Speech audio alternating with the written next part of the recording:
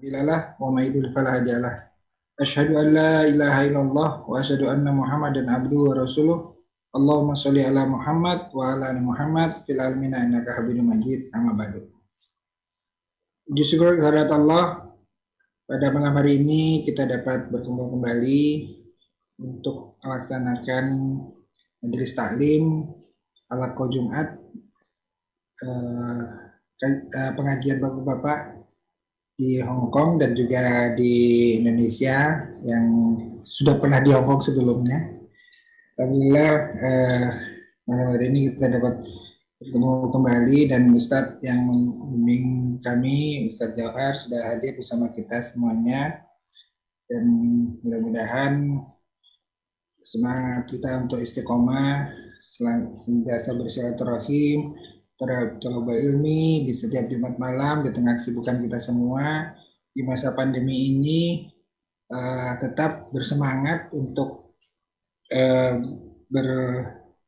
berkumpul dalam majelis taklim ini dalam rangka meningkatkan keimanan keislaman, menambah wawasan, juga menambah memotivasi untuk terus lebih baik lagi dari hari ke hari.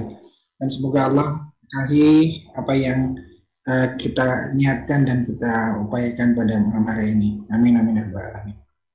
Salam salawat semoga tetap tercurah untuk junjungan kita Nabi besar Muhammad sallallahu alaihi wasallam, pada sahabatnya, tabi'in serta umat Islam memperjuangkan agamanya, dan semoga kita termasuk dalamnya. Yang saya hormati Ustaz Jahar, Mas Imam, dan juga teman-teman yang sebentar lagi akan bergabung di majelis taklim ini.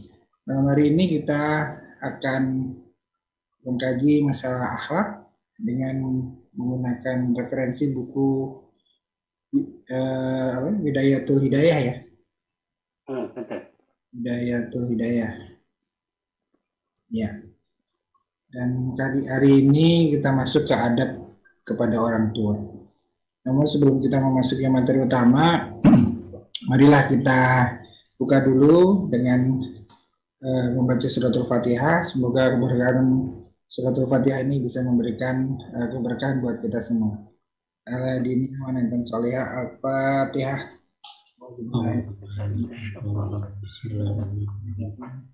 Alhamdulillahirrahmanirrahim. Iyyaka na'budu wa iyyaka nasta'in. Ihdinas siratal mustaqim.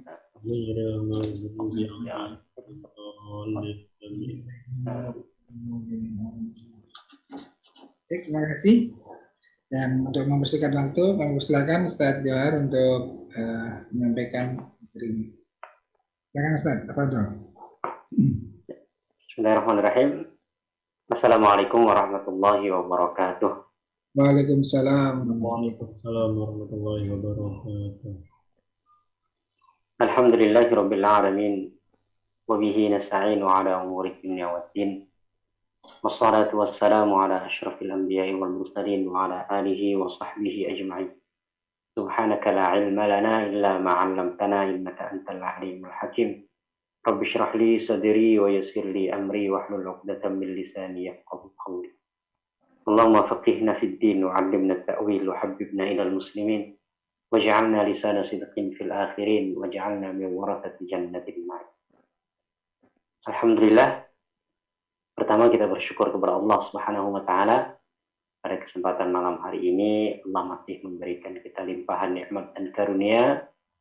Terkhusus pada kesempatan kali ini kita masih dipertemukan lagi untuk kita mengkaji ilmu di antara ilmu-ilmu Allah Subhanahu wa taala melalui kitab Bidayatul Hidayah, permulaan jalan menuju hidayah, dari Al-Imam Hujjatul Islam Abu Hamid Muhammad bin Muhammad Al-Ghazali At-Tusi.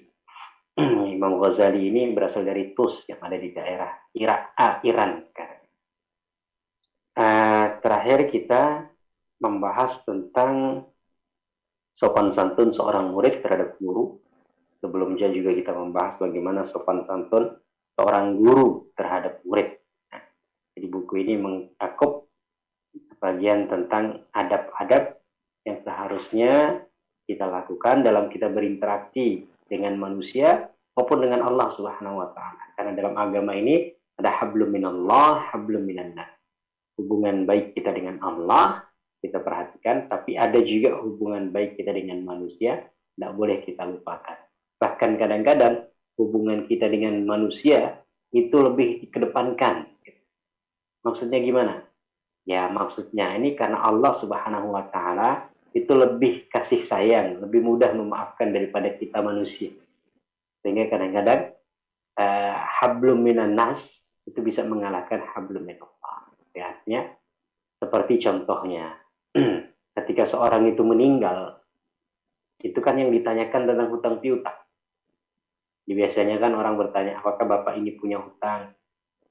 Ya, siapa yang punya hutang diharapkan untuk menghubungi anggota keluarga atau ahli warisnya untuk diselesaikan. Tetapi tidak pernah dipertanyakan, apakah orang ini pernah meninggalkan sholat? Artinya dalam masalah seperti ini, itu Rasulullah menanyakan tentang hablum minan nasnya seseorang. Karena apa? Karena mungkin masalah dia dengan Allah selesai sudah. Nanti Allah kalau mau memaafkan, Allah maafkan. Kalau tidak, ya Allah adab ya untuk dibersihkan kesalahan-kesalahan. Tapi kalau manusia ini kan susah. Nah, Allah itu lebih sayang daripada manusia. Dan Allah sayang kepada kita itu subhanallah. Sehingga Rasulullah pernah ngasih contoh begini. Kalau seumpamanya ada seorang ibu, ya kan? Kemudian dia itu punya anak. Tega enggak ibu yang punya anak tadi itu melemparkan anaknya ke api? Tidak tega dong. Nah, begitulah kasih sayang Allah kepada kalian. Allah lebih sayang kepada kita daripada seorang ibu kepada anaknya tadi. Maka dari situ ya kadang-kadang hablum minan nas itu dalam tanda petik lah, nggak selam. Bisa mengalahkan ya porsinya hablum minallah. Karena Allah lebih mudah memaafkan daripada kita sesama manusia. Sehingga harus diselesaikan dulu dengan manusia. Nah, kita insya Allah malam hari ini akan membicarakan tentang sopan santun atau akhlak adab seorang anak kepada orang. Mungkin bisa di-share ininya, tadi Imam, apa screen-nya? Ya. Saya akan mulai dari saya aja ya, nanti kawan-kawan yang lain melanjutkan. Bismillahirrahmanirrahim. Al-Imam Al-Ghazali rahimahullah ta'ala mengatakan, pasal yang keempat, adab-adab dengan ibu bapak seorang. Adab-adab seorang anak terhadap ibu bapak ialah hendaklah ia mendengar dan mengikuti segala perkataan ibu bapak. Dalam Islam ini, selain ketaatan kepada Allah, ketaatan kepada ibu bapak atau orang tua ini juga sangat ditekankan. Nah, maka seringkali ketaatan kepada ibu bapak itu disandingkan dengan ketaatan kepada Allah atau dinomorduakan setelah ketaatan kepada Allah kan. Ya. Wa qadha rabbuka alla ta'budu illa iyyah wa bil walidaini ihsan. Salah satu ayatnya surat Luqman kalau tidak salah.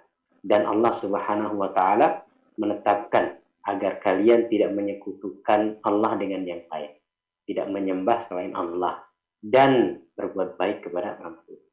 Qadha rabbuka alla ta'budu illa iyyah wa bil walidaini ihsan.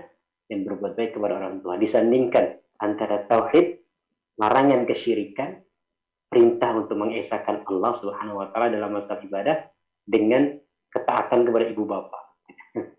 Artinya seakan-akan selevel ini. Kalaupun tidak selevel itu cuma tingkatannya lebih bawah sedikit.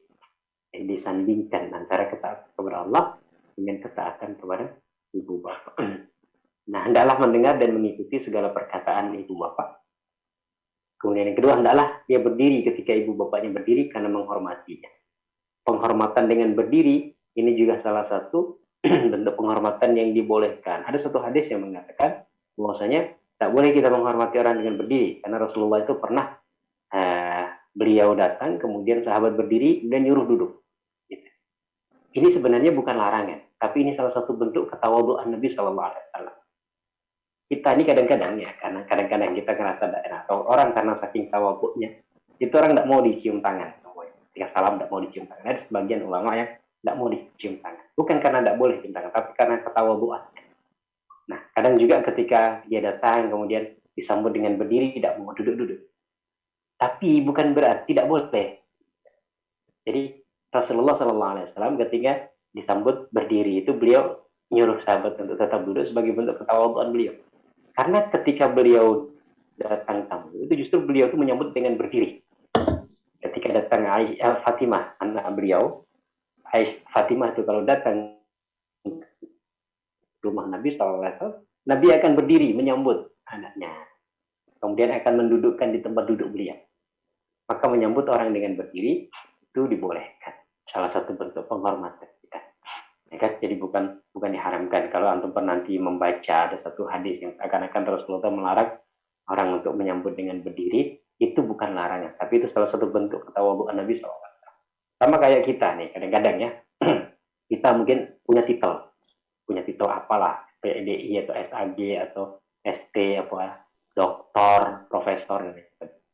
Kadang-kadang ada orang yang tawadhu itu udah usahlah ditulis apa namanya titel gitu. Ya, nggak usahlah ditulis titel biasa, nama biasa. Tapi ketika ditulis titel tidak marah juga, nah kan gitu ya, mau nyanyi cepat ada profesor doktor siapa. Ya, mungkin ketika ditanya, Pak minta tolong nama dengan apa namanya titel lengkapnya. Dia mungkin tidak ngirim, gitu. Dia jangan ngirim. Udah lah, ini nama saya aja. Tapi kemudian pas ditempel di pamflet itu dengan gelarnya tidak marah. Karena ada masalah. Kan? Nah, cuman kadang-kadang orang dengan ketawaduannya. Nah, gitulah Rasulullah.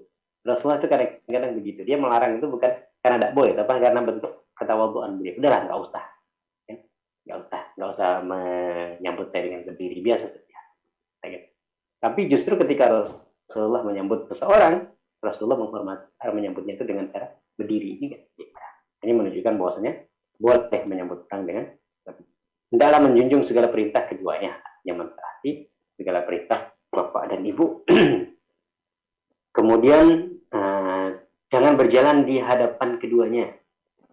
Artinya sebagai bentuk penghormatan. Kadang-kadang kita ini kalau dengan atasan kita, kalau protokol kepresidenan atau apalah gitu ya, kadang kan tidak boleh seorang pemimpin itu didahului gitu. Presiden pasti menteri-menteri itu di belakang. Tidak mungkin menteri itu berani berdiri di depan presiden. Bahkan apalagi kalau raja gitu. Nah sebenarnya kedua orang tua ini kan seperti ya lebih mulia daripada raja atau presiden. Maka kita sebagai adab orang tua itu hendaklah kita berjalan di belakang mereka. Tidak bersuara lantang kepadanya atau membentak meskipun hanya dengan kata-kata hus, kata-kata Ini juga karena firman Allah Subhanahu wa taala, "Wala taqul lahum uffin." Wa in jahadaka ala an tusyrika bima laysa laka bihi ilmun fala tuti'huma wa qul lahum qawlan ma'rufa. Dan apabila mereka memaksamu untuk menyekutukan Allah. Menyekutukan Allah itu adalah dosa yang paling besar dalam Islam. Kalau ada orang tua, semuanya nih ada seorang yang sudah muslim, terus orang tuanya masih non-muslim, dia dipaksa untuk kembali kepada kekufuran, maka itu pun ya, tidak boleh membentak. Fala tuti'huma, jangan taati. Artinya perintah Allah jangan taati, tapi jangan marahi. Jangan bentak. Wala fala tuti'huma wa qul lahum qawlan ma'rufa. Dan tetap berkatalah kepada mereka dengan perkataan. Artinya padahal kita disuruh dipaksa untuk berbuat dosa yang paling besar. Tapi paksaan untuk dosa yang paling besar itu tidak membolehkan kita untuk berkata-kata kasar, kan? Untuk menghardik mereka. Tetap perintah Allah jangan taati, ya betul, jangan taati. Jangan kita mau untuk menyekutukan Allah, tetapi kullahuma qaulan ma'ruf. Katakanlah kepada mereka perkataan-perkataan yang baik. Kemudian selanjutnya memenuhi panggilannya adalah memperkenankan panggilan keduanya. Adalah senantiasa menuntut keridhaan keduanya. Ridhallahi fi ridhal walidain wa sukhtullahi fi sukhtil walidain. Keridhaan Allah terletak pada keridhaan kedua ibu bapa, dan kemurkaan Allah terletak pada kemurkaan kedua ibu bapa. Ini hadis yang sangat populer, semuanya tahu. Kemudian hendaklah ia bersikap tawadhu kepada kedua, merendahkan hati kita di hadapan mereka berdua. Jangan ia menyebut-nyebut jasanya kepada keduanya, dan jangan pula menyebut perkhidmatannya kepada keduanya. Ini juga penting. Kadang-kadang oh saya sudah belikan ini, sudah belikan itu. Mungkin kita merasa sekarang ini kita sudah memiliki penghidupan, kita bisa memberi uang bulanan kepada orang tua, kita bisa belikan ini, belikan itu. Kadang-kadang dengan itu kita merasa, kadang-kadang kita dongkol sedikit dengan orang tua, akhirnya kita sebut-sebut. Kata Imam Ghazali, jangan menyebut itu, karena jasa mereka jauh lebih besar daripada apa yang kita berikan kepada dua orang tua kita. Kan? Janganlah ia melihat kepada keduanya dengan pandangan penghinaan, merendahkan, meremehkan, dan sebagainya.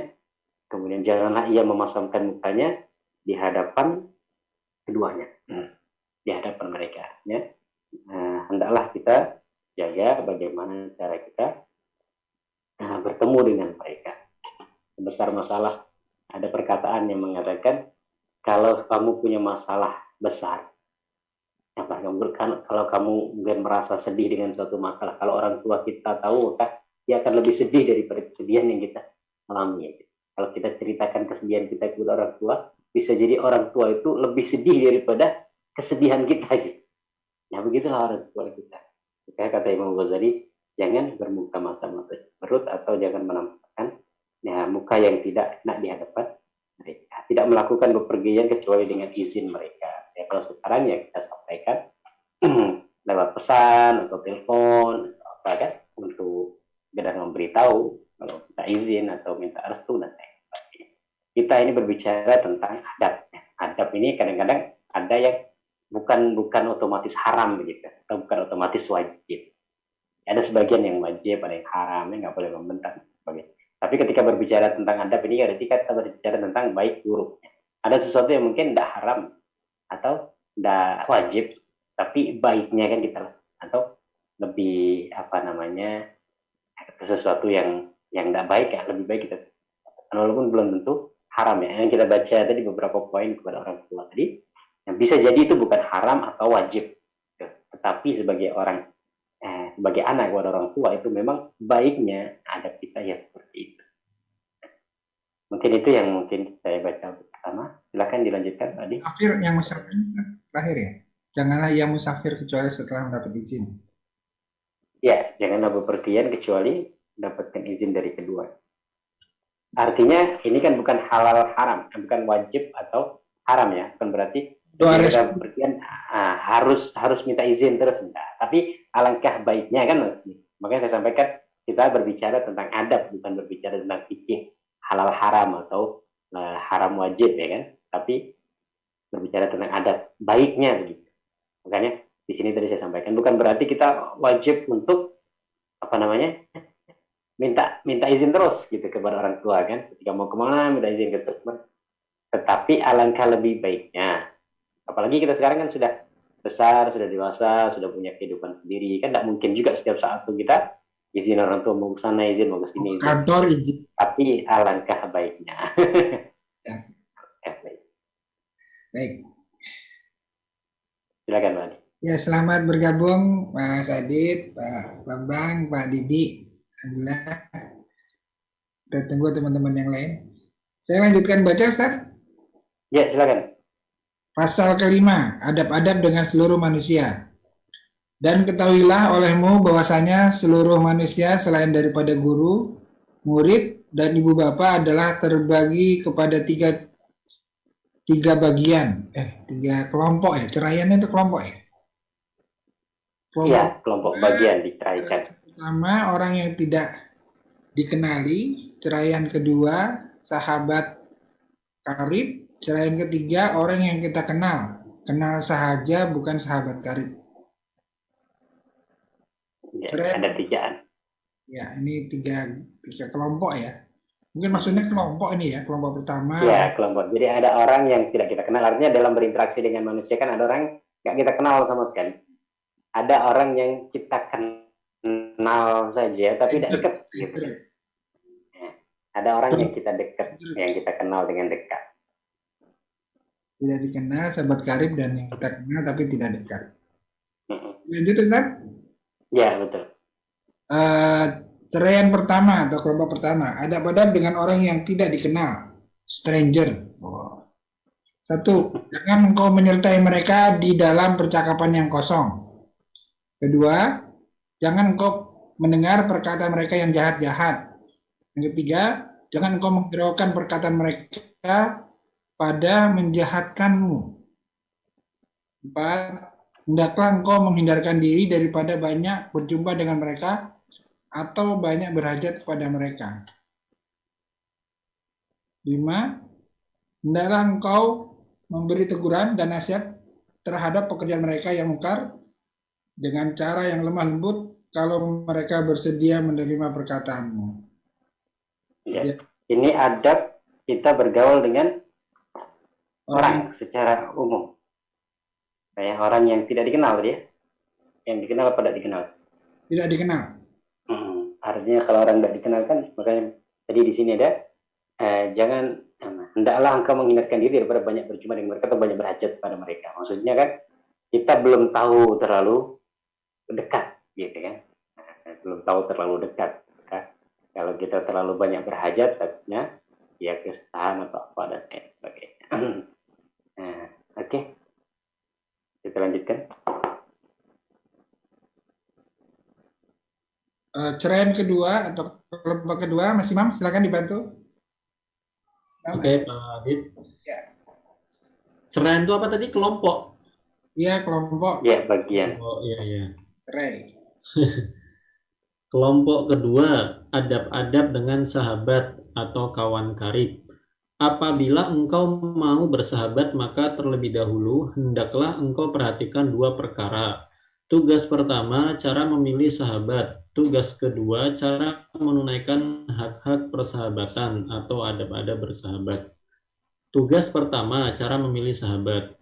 Di dalam memilih sahabat, hendaklah engkau perhatikan syarat-syarat bersahabat, maka jangan engkau bersahabat kecuali dengan orang yang layak untuk dijadikan sahabat. Dalam hal ini Rasulullah SAW bersabda, "Almar'u ala dini khalilih falyanzur ahadukum mayyukhalilu." Artinya seseorang itu mengikut agama cara hidup sahabatnya. Oleh karena itu hendaklah seorang kamu melihat terlebih dahulu siapakah yang patut dijadikan sahabat. Hadis riwayat Abu Daud dan Tirmidzi dan Baihaqi. Ya. Sudah, Ustaz? Ya, jadi tentang sahabat ini ada satu perkataan Arab lagi mengatakan, kalau kamu ingin mengetahui seseorang, maka ketahuilah sahabatnya, atau tanya sahabatnya. Fa innal qarina bil muqarani yaqtadi, karena sesungguhnya seorang kawan dengan satunya itu saling mengikuti. Artinya kita ini punya naluri untuk berkawan dengan orang yang memiliki kesamaan dengan kita. Kalau orang itu berkawan dengan orang yang baik, itu dalam dirinya kemungkinan besar ada kebaikan. Karena kalau orang tidak baik, tidak mungkin dia nyaman dengan orang yang baik. Kebalikannya juga, orang yang baik, tidak mungkin dia merasa nyaman dengan orang yang tidak baik. Maka cara melihat seseorang itu, nggak perlu langsung ditanyakan kepada orangnya. Bisa dilihat dengan siapa dia berkawan. Maka penting juga kita berkawan dengan siapa ya. Selain ya untuk melihat kecondongan diri kita, juga untuk sebagai tawasau bil haqqi wa tawasau bil sabr. Karena di antara orang yang tidak merugi itu adalah orang yang saling menasihati dalam kebenaran dan saling menasihati dalam kebaikan, dalam kesabaran. Gimana orang bisa menasihati? Ya karena dia mendapatkan kawan yang baik. Maka kawan yang baik ini salah satu nikmat yang besar. Seorang ilmuwan kalau saya tidak salah pernah mengatakan, kamu hari ini dan 5 tahun ke depan itu tidak akan berubah kecuali dengan 2 hal. Dengan kawan yang kamu berkawan dan dengan buku yang kamu baca. Artinya itulah yang banyak mengubah kita. Kawan kita dan lingkungan artinya. Dan buku yang kita baca. Apa buku yang kita baca itulah insya Allah yang bisa mengubah cara pandang kita, mengubah diri kita. Dulu guru saya itu pernah mengistilahkan orang yang berkawan itu seperti orang ke kamar mandi. Kadang-kadang awal-awal itu merasa risih ke kamar mandi, merasa bau gitu ya. Bau. Kalau kita berkawan dengan orang tidak baik itu kadang-kadang awal-awal kita ngerasa risih, ngerasa tidak enak. Tapi kalau kita terus lama-lama jadi enak, gitu. Lama-lama jadi kebiasaan. Karena orang di kamar mandi itu kalau awal dia merasa bau, tapi kalau sudah 5 menit, 10 menit, kadang-kadang 4 jam, bisa jadi setengah jam sudah ada kerasa lagi bau kamar mandi gitu kan, malah merasa ini. Nah, itulah apa namanya, kawan yang buruk itu kadang-kadang begitu. Awal-awal kita merasa risih, tapi kalau terlalu sering, keburukan itu bisa kemudian menjadi sesuatu yang kayak nggak perlu diingkari. Wallahu a'lam. Ya, kita lanjutkan. Ya itu yang kalau untuk rekrutmen perusahaan tuh kayaknya itu ya. Cari Rekomendasi, Facebooknya referensi. apa di teman-teman di Facebooknya itu bisa jadi referensi. Bocorin perusahaan tuh. Enggak, kalau merekrut kita belum tahu background orang ini gimana. Salah satu cara juga dengan di sosial media dia berteman dengan siapa aja. Nah itu nanti oh orang ini kayak gini. Jadi fa'innal qarina bil muqaran yaqtadi. Iya. Makanya saya unfriend semua teman-teman yang di sini. Biar nggak ketahuan. Tapi kan antum baik-baik semua. Oh iya betul. Ya, Saya friend lagi lah nanti. salatnya berjamaah. sampai masjid ditutup pun masih sembunyi-sembunyi berjamaah kan? Berarti bagus. Pak Adi ya. Makanya saya unfriend waktu itu Pak Adi. Ya, ya. Baik, selanjutnya ini kita lanjutkan bacanya. Pak Bambang, silakan. Kelihatan Pak Bambang? Kelihatan Pak. Ya. Ini yang ada pergaulan ya. Ya, langsung aja maka apabila. Maka apabila engkau mau mencari sahabat yang engkau jadikan ia sebagai pembantu di dalam menuntut ilmu dan di dalam urusan agamamu dan duniamu, maka hendaklah engkau turut daripadanya. Engkau pastikan pada dirinya 5 syarat. 1, orang yang berakal. Maka tidak ada kebaikan bersahabat dengan orang yang bodoh. Karena akibatnya akan membawa kepada permusuhan dan menyakitkan hati. Dan paling baik yang engkau dapatkan daripadanya ialah engkau terselamat daripada mudaratnya. Sedangkan dia berusaha untuk membawa manfaat kepadamu, karena musuh yang berakal itu lebih baik daripada sahabat yang bodoh. Di dalam hal ini Sayyidina Ali bin Abi Thalib radhiyallahu anhu pernah berkata, wala tashab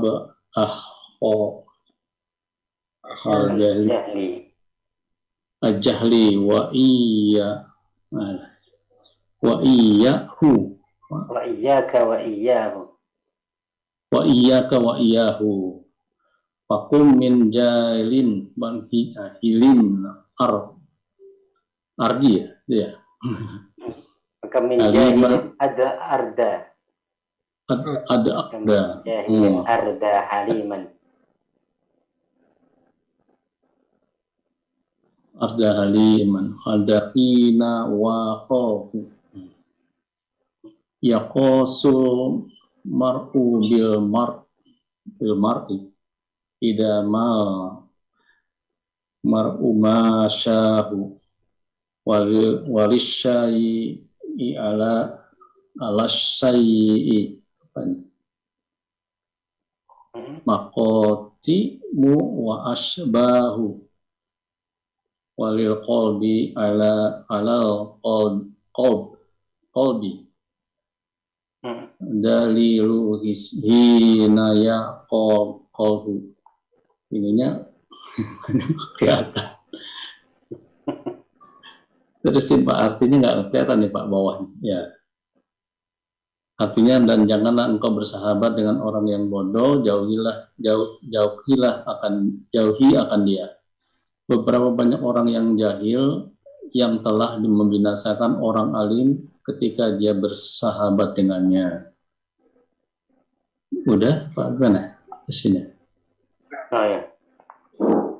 Ya, tadi ada terjemahannya enggak tadi? Apa namanya? Airnya tadi. Seorang itu. Oh ya, ada kan masih ke bawah ya. Karena agak panjang terjemahan. Aduh, oke. So itu seseorang itu dinilai mengikuti sahabatnya, sahabat yang ia berjalan dengannya. Karena bagi segala sesuatu ada ukuran dan keserupaannya.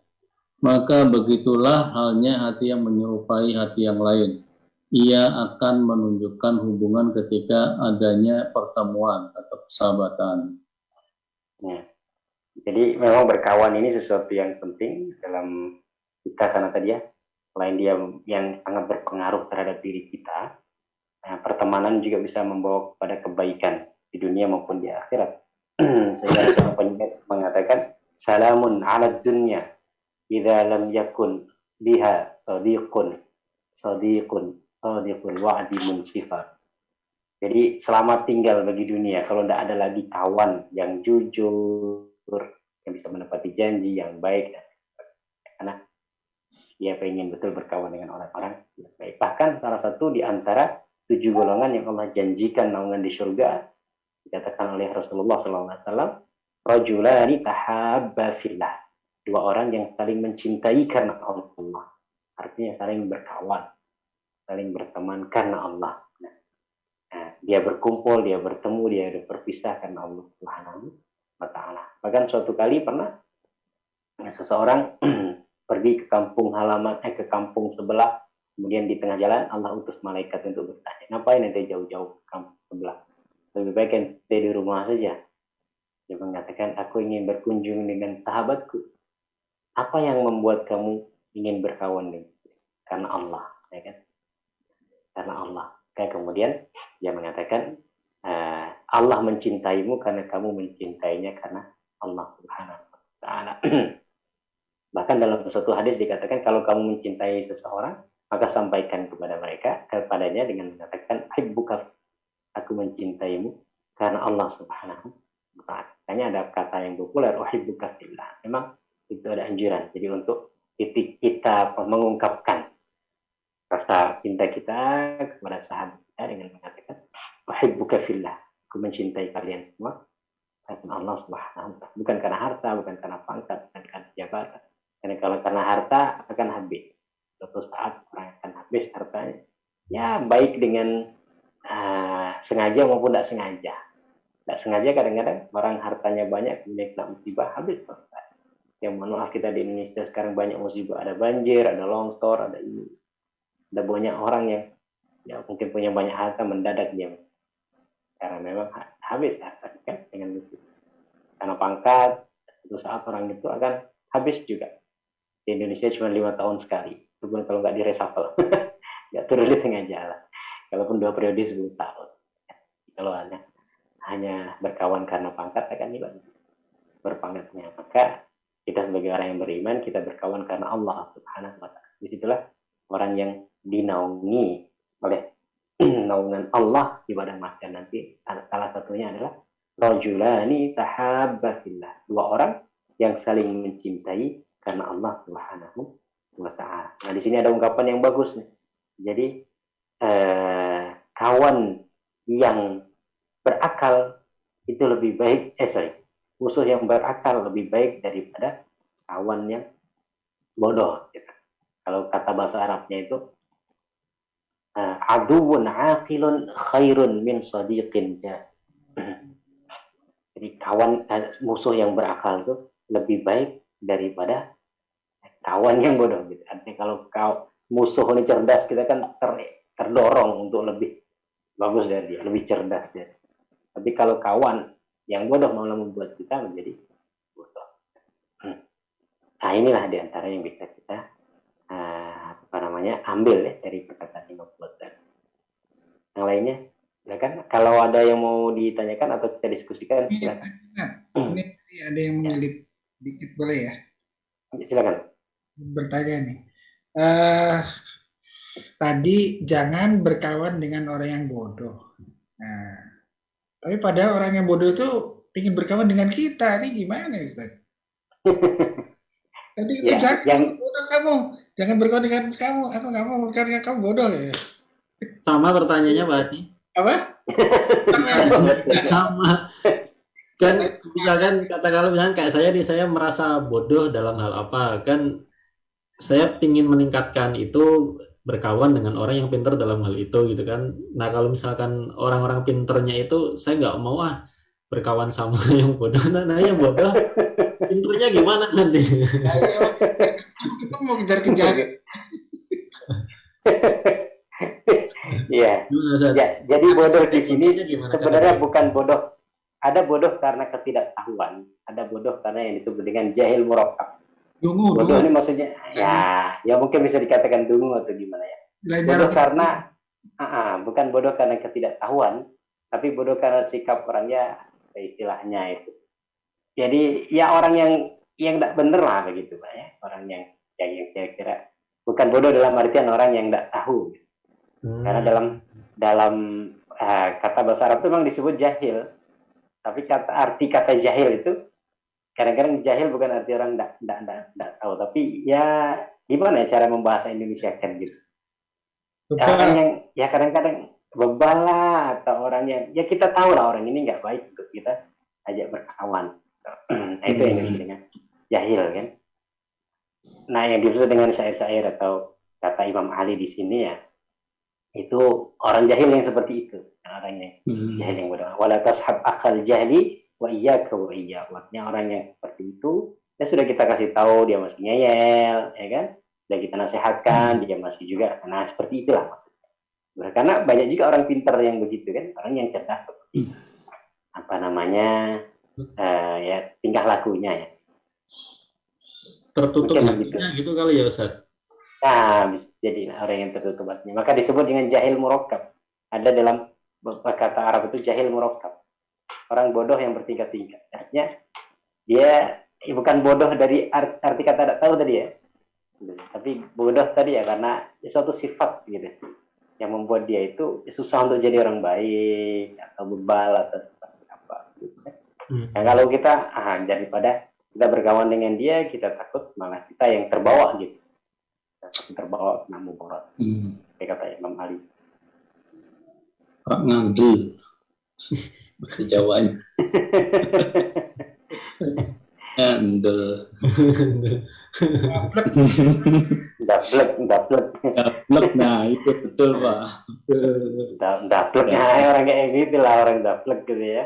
Nyeyelan gitu. Susah gitu lah, nyeyelan gitu. Kita juga artinya kalaupun tidak disuruh untuk berkawan, tidak disuruh berkawan pun kita juga sudah malas sebenarnya. Artinya kalau tadi ya, karena kita ini secara naluri memang ingin berkawan dengan orang yang memiliki persamaan dengan kita. Dan sudah langsung, antum suka kajian pasti mau cari juga orang.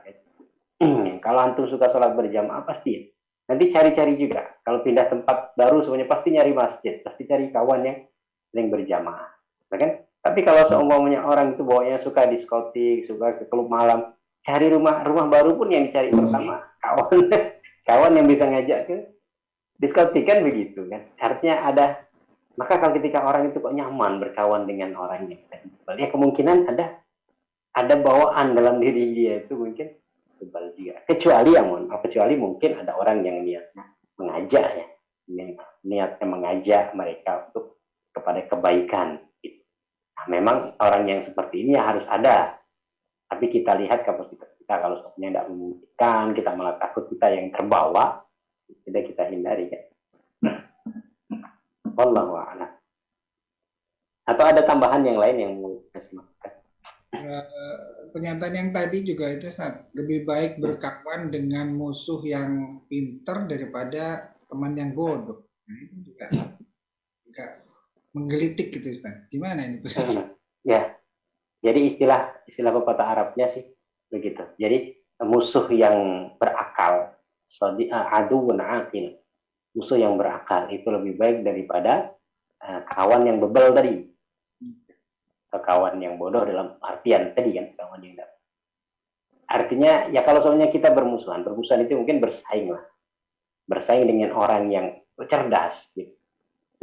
Yang pertama, suatu saat bisa jadi, ya, seperti contoh lah kalau semuanya ya, antar ulama, dia saling berbeda pendapat, karena kemudian saling serang antar pendapat. Gitu. Suatu saat mereka itu gampang untuk menyatu. Artinya, oh ya ternyata ketemu kok, ternyata dalilnya itu sama, cuman cara pandang aja yang beda gitu. Jadi kemungkinan untuk nanti bersatu itu kalau sama-sama berakal gitu, sama-sama bisa terbuka itu gampang. Mungkin kadang-kadang permusuhan itu karena permusuhan ya suatu masalah tertentu gitu. Tapi ketika ini dia lebih mudah untuk memahami. Maka kalau kita berdebat dengan orang yang pintar, ya kan, berdebat dengan orang yang pintar, itu lebih enak daripada kita dengan orang yang bodoh. Karena lebih susah dipahamkan. Kita ajak mikir, dia tidak bisa mikir. Kita sampaikan pandangan kita, dia tidak mau nerima, repot gitu. Tapi dengan orang yang berakal, walaupun kita berbeda pendapat, suatu saat itu ada kemungkinan untuk kita ketemu gitu, klik. Yang pertama. Yang kedua, tadi ada, kalau seumpamanya kita nggak klik sama sekali, itu ada dorongan untuk lebih baik. Ya contohnya lah, kalau seumpamanya kita punya saingan ya mungkin saingan apalah, saingan bisnis, atau kita dalam sekolah gitu, saingan ranking, cari ranking gitu. Yang saingan kita ini lebih pintar kan, wah dia punya cara ini untuk dia ranking 1, harus cari cara lain untuk ya juga mengalahkan dia gitu, sehingga ada persaingan untuk kita lebih baik. Nah mungkin itulah artinya ada sisi baiknya tadi, suatu saat bisa klik ketemu ya, karena kadang-kadang permusuhan dengan orang yang berakal itu bukan karena permusuhan sejati, mungkin ada karena ya salah cara pandang atau salah menilai dan lain sebagainya. Suatu saat itu kemungkinan akan ada ketemunya. Kalaupun tidak ketemu tadi, ada dorongan kita itu untuk termotivasi untuk lebih dari dia. Sehingga kita cari cara supaya mendorong, meningkatkan kapasitas diri kita. Tapi kalau kita berkawan dengan orang yang ya tadi seperti itu, kita akan merasa ya mungkin istilahnya kayak gini, lebih baik jadi ekor di kepala, di apa ya? Kalau dulu di istilah saya itu ketika di pesantren itu kan ada banyak kelas. Jadi ada kelas, kalau di Gontor itu kan dari B ya, B, C, D, E, F, G. Kadang-kadang itu sampai N atau sampai O. Pernah sampai Q gitu ya, karena saking banyak kelasnya. Jadi lebih baik nomor buncit, nomor 40 di kelas A gitu, daripada nomor 1 tapi di kelas Q, semuanya begitu kan istilahnya kan. Apa ya itu ya? Lebih baik jadi ekor tapi dengan orang-orang besar, daripada jadi kepala tapi dengan orang-orang yang rendahan gitu istilahnya. Apa mengistilahkan ya gitu ya. Kadang-kadang gitu ya, makanya ya mohon maaf, umpamanya kadang-kadang ya orang lulusan dari universitas atau sekolah-sekolah hebat itu, walaupun dia tidak ranking atau ranking terakhir, itu ketika di masyarakat dia masih kelihatan begitu. Tapi mungkin dia ya mungkin sekolah-sekolah yang tidak ini ya di ranking 1, tapi ketika nanti bersaing dengan di dunia persaingan di dunia nyata itu ya masih kalah begitu kan. Jadi dia jadi kepala tapi lebih baik ekor singa daripada kepala apa begitu, apa lupa saya, mungkin antum yang lebih tahu istilahnya gitu. Kalau semuanya di kampus terkenal kan, kampus terkenal gitu ya, di mana lah kampus-kampus favorit di Indonesia ya, ranking terakhir ya, daripada di kampus semuanya kampus-kampus yang biasa-biasa atau ranking 1 kan, nanti ketika bersaing di dunia nyata itu kan jadi masih kalah juga gitu. Apalagi kemudian kita nggak terdorong ketika kita terbiasa dengan ya standar biasa, akhirnya kita nggak terdorong untuk meningkatkan kualitas diri. Ya mohon maaf kalau seumpamanya kayak saya ini kan di Mesir dulu ya istilahnya serendah-rendah levelnya itu masih ada inilah kualitasnya gitu, karena di sana itu memang persaingannya kan tinggi, kemudian milieunya itu milieu belajarnya itu memang sangat mendukung begitu. Jadi walaupun istilahnya di sana itu asfala safilin lah, kalau ini paling rendah, ketika di Indonesia masih bisa memberi manfaat, atau paling tidak masih bisa ngajar, atau paling tidak masih bisa bahasa Arab ya, seperti itulah ya. Mungkin itu contoh, tapi mungkin lebih konkretnya lagi wallahu a'lam gimana cara membahasakan. Begitu mungkin Pak Adi. Ya, terima kasih Ustaz.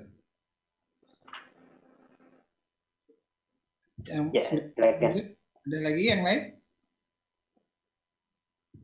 Kalau nggak ada, kita lanjutkan. Ya. Mas Adit, monggo bantu baca. Orang yang baik akhlaknya, maka janganlah engkau bersahabat dengan orang yang jahat perangainya, yaitu orang yang tidak dapat mengawal dirinya ketika marah dan ketika ia dirangsang oleh nafsu syahwatnya. Dan Sayyidina Alqamah telah menghimpunkan segala akhlak yang baik dalam wasiatnya kepada anaknya ketika ia hendak mati. Alqamah berkata, "Wahai anakku, apabila engkau mau bersahabat dengan seseorang, maka buatlah persahabatan dengan orang yang satu, apabila engkau berkhidmat kepadanya, maka ia akan memelihara akan dikau. Dua, apabila engkau bersahabat dengannya, maka akan bertambah nilai dirimu. Tiga, apabila engkau ditimpa kesusahan, ia akan turut sama menanggung kesusahanmu. Empat, apabila engkau menolong, dia niscaya ia akan membalas kebaikanmu. Lima, apabila ia melihat akan kebaikan daripadamu, niscaya mengambil kira ia akan dia. Apa itu maksudnya mengambil kira? Nomor berapa, Pak? Nomor 5. Mengambil kira itu memperhatikan kalau bahasa Melayu. Baik. Apabila ia melihat akan kebaikan daripadamu, niscaya mengambil kira itu memperhatikan, menghargai, membalas jasa gitu ya. Mengambil hormat gitu ya. Ya, jadi membalas jasa. Apabila ada kebaikan dari dirimu, dia akan ya membalas kebaikanmu atau dia akan menghargai apa yang sudah kamu lakukan. Baik. Nomor 6, apabila ia melihat dirimu akan kejahatan, niscaya menutup ia akan dia. Apabila Kekurangan. menutup kekurangan. Yang ketujuh, apabila engkau berkata niscaya mendengarkan, ia akan ke kanan ya. Ia akan mana aja akan perkataanmu. ia akan perkataanmu. Perkataanmu. Yang kedelapan, apabila engkau mengusahakan akan sesuatu perkara, niscaya menolong ia akan dikau. Yang kesembilan, apabila engkau berselisih dengannya pada sesuatu, niscaya melebihi ia akan dikau. Dan berkata Sayyidina Ali bin Abi Thalib RA, yang langsung saya artikan, bahwa saudaramu yang sebenarnya ialah orang yang selalu menolongmu di waktu senang dan susah, dan ia sanggup berkorban karena memberi manfaat kepadamu, dan ia sanggup memecahkan dalam kurung menyelaraskan segala urusannya karena menolong engkau dalam menghadapi bala dan ujian. Oke, ini kawan di antara poin ya yang harus kita perhatikan ketika kita mencari kawan. Yang pertama tadi berakal, artinya dia bisa diajak untuk berpikir ya, bukan orang yang bebal tadi ya, yang pikirannya terbuka, menerima kita dan lain sebagainya. Yang kedua nih, orang yang baik akhlaknya. Ada orang yang pandai, cerdas, terbuka, tapi akhlaknya tidak baik. Nah, akhlak ini sangat penting. Di antara akhlak-akhlak dari sahabat yang perlu kita jadikan sebagai sahabat, dapat menjaga ketika kita berkhidmat kepada artinya ketika kita berbuat baik kepadanya, dijaga kebaikan kita itu, memperbaiki kita apabila kita memiliki kesalahan, kekurangan, kemudian membalas jasa baik, membantu apabila memerlukan bantuan, membalas jasa kebaikan kita, mengakui kebaikanmu, menutupi kejelekanmu, dapat menghargai, mempercayai ucapanmu, selalu memberi bantuan apabila engkau mengerjakan sesuatu, mau mengalah. Yang terakhir tadi, mau mengalah. Apa kalau bahasa Melayunya tadi ya. Saya ini ada buku terjemahan bahasa Indonesia, tapi saya cari PDF-nya tidak ada. Mungkin ini mudah-mudahan nanti bisa di PDF-kan. Jadi bacanya kita lebih enak. Ini terjemahan bahasa Indonesia. Kalau yang ada di PDF-nya ini terjemahan bahasa Melayu, kadang kita membahasakannya juga agak susah. Nah, Imam Ali di sini punya pantun. Orang Arab tuh terbiasa dengan begitu. Banyak syair-syair. Mereka itu memang pintar sekali bersyair. Salah satu bentuk syair itu kan akhirnya itu sama. Di sini kan inna akhakal haqqa man kana ma'ak wa man yadhurruka nafsahu liyanfa'ak, jadi kakak. Wa man idza raibuz zamani sadda'ak syattata fihi syamlahu liyajma'a. Jadi ada kakak-kakak. Nah, orang-orang Arab tuh dulu pinter sekali bersyair. Jadi kadang-kadang melihat fenomena apa langsung dia muncul perkataan itu, perkataan syair. Jadi bicara biasa itu sudah jadi kayak pantun atau syair. Kalau kita Dia melihat burung itu bisa langsung jadi syair. Gimana Pak Di? kalau kita pantun biasanya tuh yang sudah biasa pantun. Nah, yang biasa mantun. Kalau kita kan 1-2 orang saja. Kalau masyarakat Arab dulu itu hampir keseluruhan. Jadi kadang-kadang perkataan biasa itu kemudian sudah punya seperti sajak. Kayak Imam Ali juga banyak. Ada kumpulan-kumpulan sajak syair-syair beliau. Nah, jadi ada macam-macam. Nah, ini tentang syair tentang perkawanan. Inna akhakal haqqa man kana ma'aka wa man yadurruka nafsahu liyanfa'ak. Sungguhnya kawanmu yang sejati adalah yang selalu bersamamu dan orang yang mau wa man yadurru nafsahu liyanfa'ak. Jadi dia rela untuk dia itu sakit demi memberikan kebahagiaan kepadamu. Nah, dia rela mencelakai diri dalam tanda petik lah untuk memberikan manfaat kepada, rela berkorban lah kebaikan. Wa man idza raibuz zamani sadda'ak syattata fihi syamlahu liyajma'ak. Apabila kamu ditimpa suatu musibah atau suatu bala atau suatu ujian, maka dia akan mengumpulkan usahanya untuk membantu, untuk meringankan bebanmu. Ini poin kedua yang perlu kita jadikan sebagai kawan. Oke, kita lanjut. Untuk selanjutnya ada Pak Dirman, tadi saya lihat ya. Pak Dirman, enggak Pak? Sudah bisa melihat? Pak Dirman bukan ya? Namanya tadi masih Jaidul, siapa tadi? Ziafunka 7A. Pak Dirman bukan ya? Iya, belum tahu itu Pak Adi, siapa Pak Adi? Ini pakai anaknya nih biasanya kelas 7A. Oh iya, siapun ke Al-Fawas. Mungkin lagi di jalan kali Pak Sudirman. Oke Pak Imam deh. Aku ya? Saya ya? Balik saya. Iya. Baik, selanjutkan. Tapi sebelum melanjutkan tadi teringat, jadi kalau bicara pantun tadi, kalau ini kan dulu tuh waktu zaman-zaman masih muda dulu sering mendengar la islamu illa bil jamaah, la jama'atu illa bil imamah, la imamah kalau nggak ada tidak ada imamah tanpa bai'ah. Nah itu juga kata-kata mutiara aja Ustaz ya? Ya, ada kata mutiara, tapi tidak semuanya dianggap syair, karena syair itu punya ketukan. Artinya ada ketukan gitu ya. Ketukan itu namanya bahar. Bahar itu kayak diketukan. Jadi adalah mafa'ilun. Jadi ada ketukan-ketukannya. Tapi tidak semua akhir yang sama itu kemudian dia dianggap sebagai syair ya. Makanya Al-Quran itu tidak dikatakan syair, karena walaupun banyak ujung yang sama itu, tapi ketukannya nggak sebagaimana ketukan syair orang-orang Arab. Gitu. Nah, Al-Quran itu sudah melampaui syair. Keindahannya melampaui syair, dan nggak bisa dikaidahkan dengan kaidah syair. Gitu. Sehingga orang Arab itu memang bingung ketika dia menemukan Al-Quran. Dia nggak syair, tapi keindahannya sudah melebihi syair. Tapi kalau mau dicocokkan dengan kaidah syair, itu tidak cocok. Tidak pas gitu. Ini bukan buatan manusia berarti kan.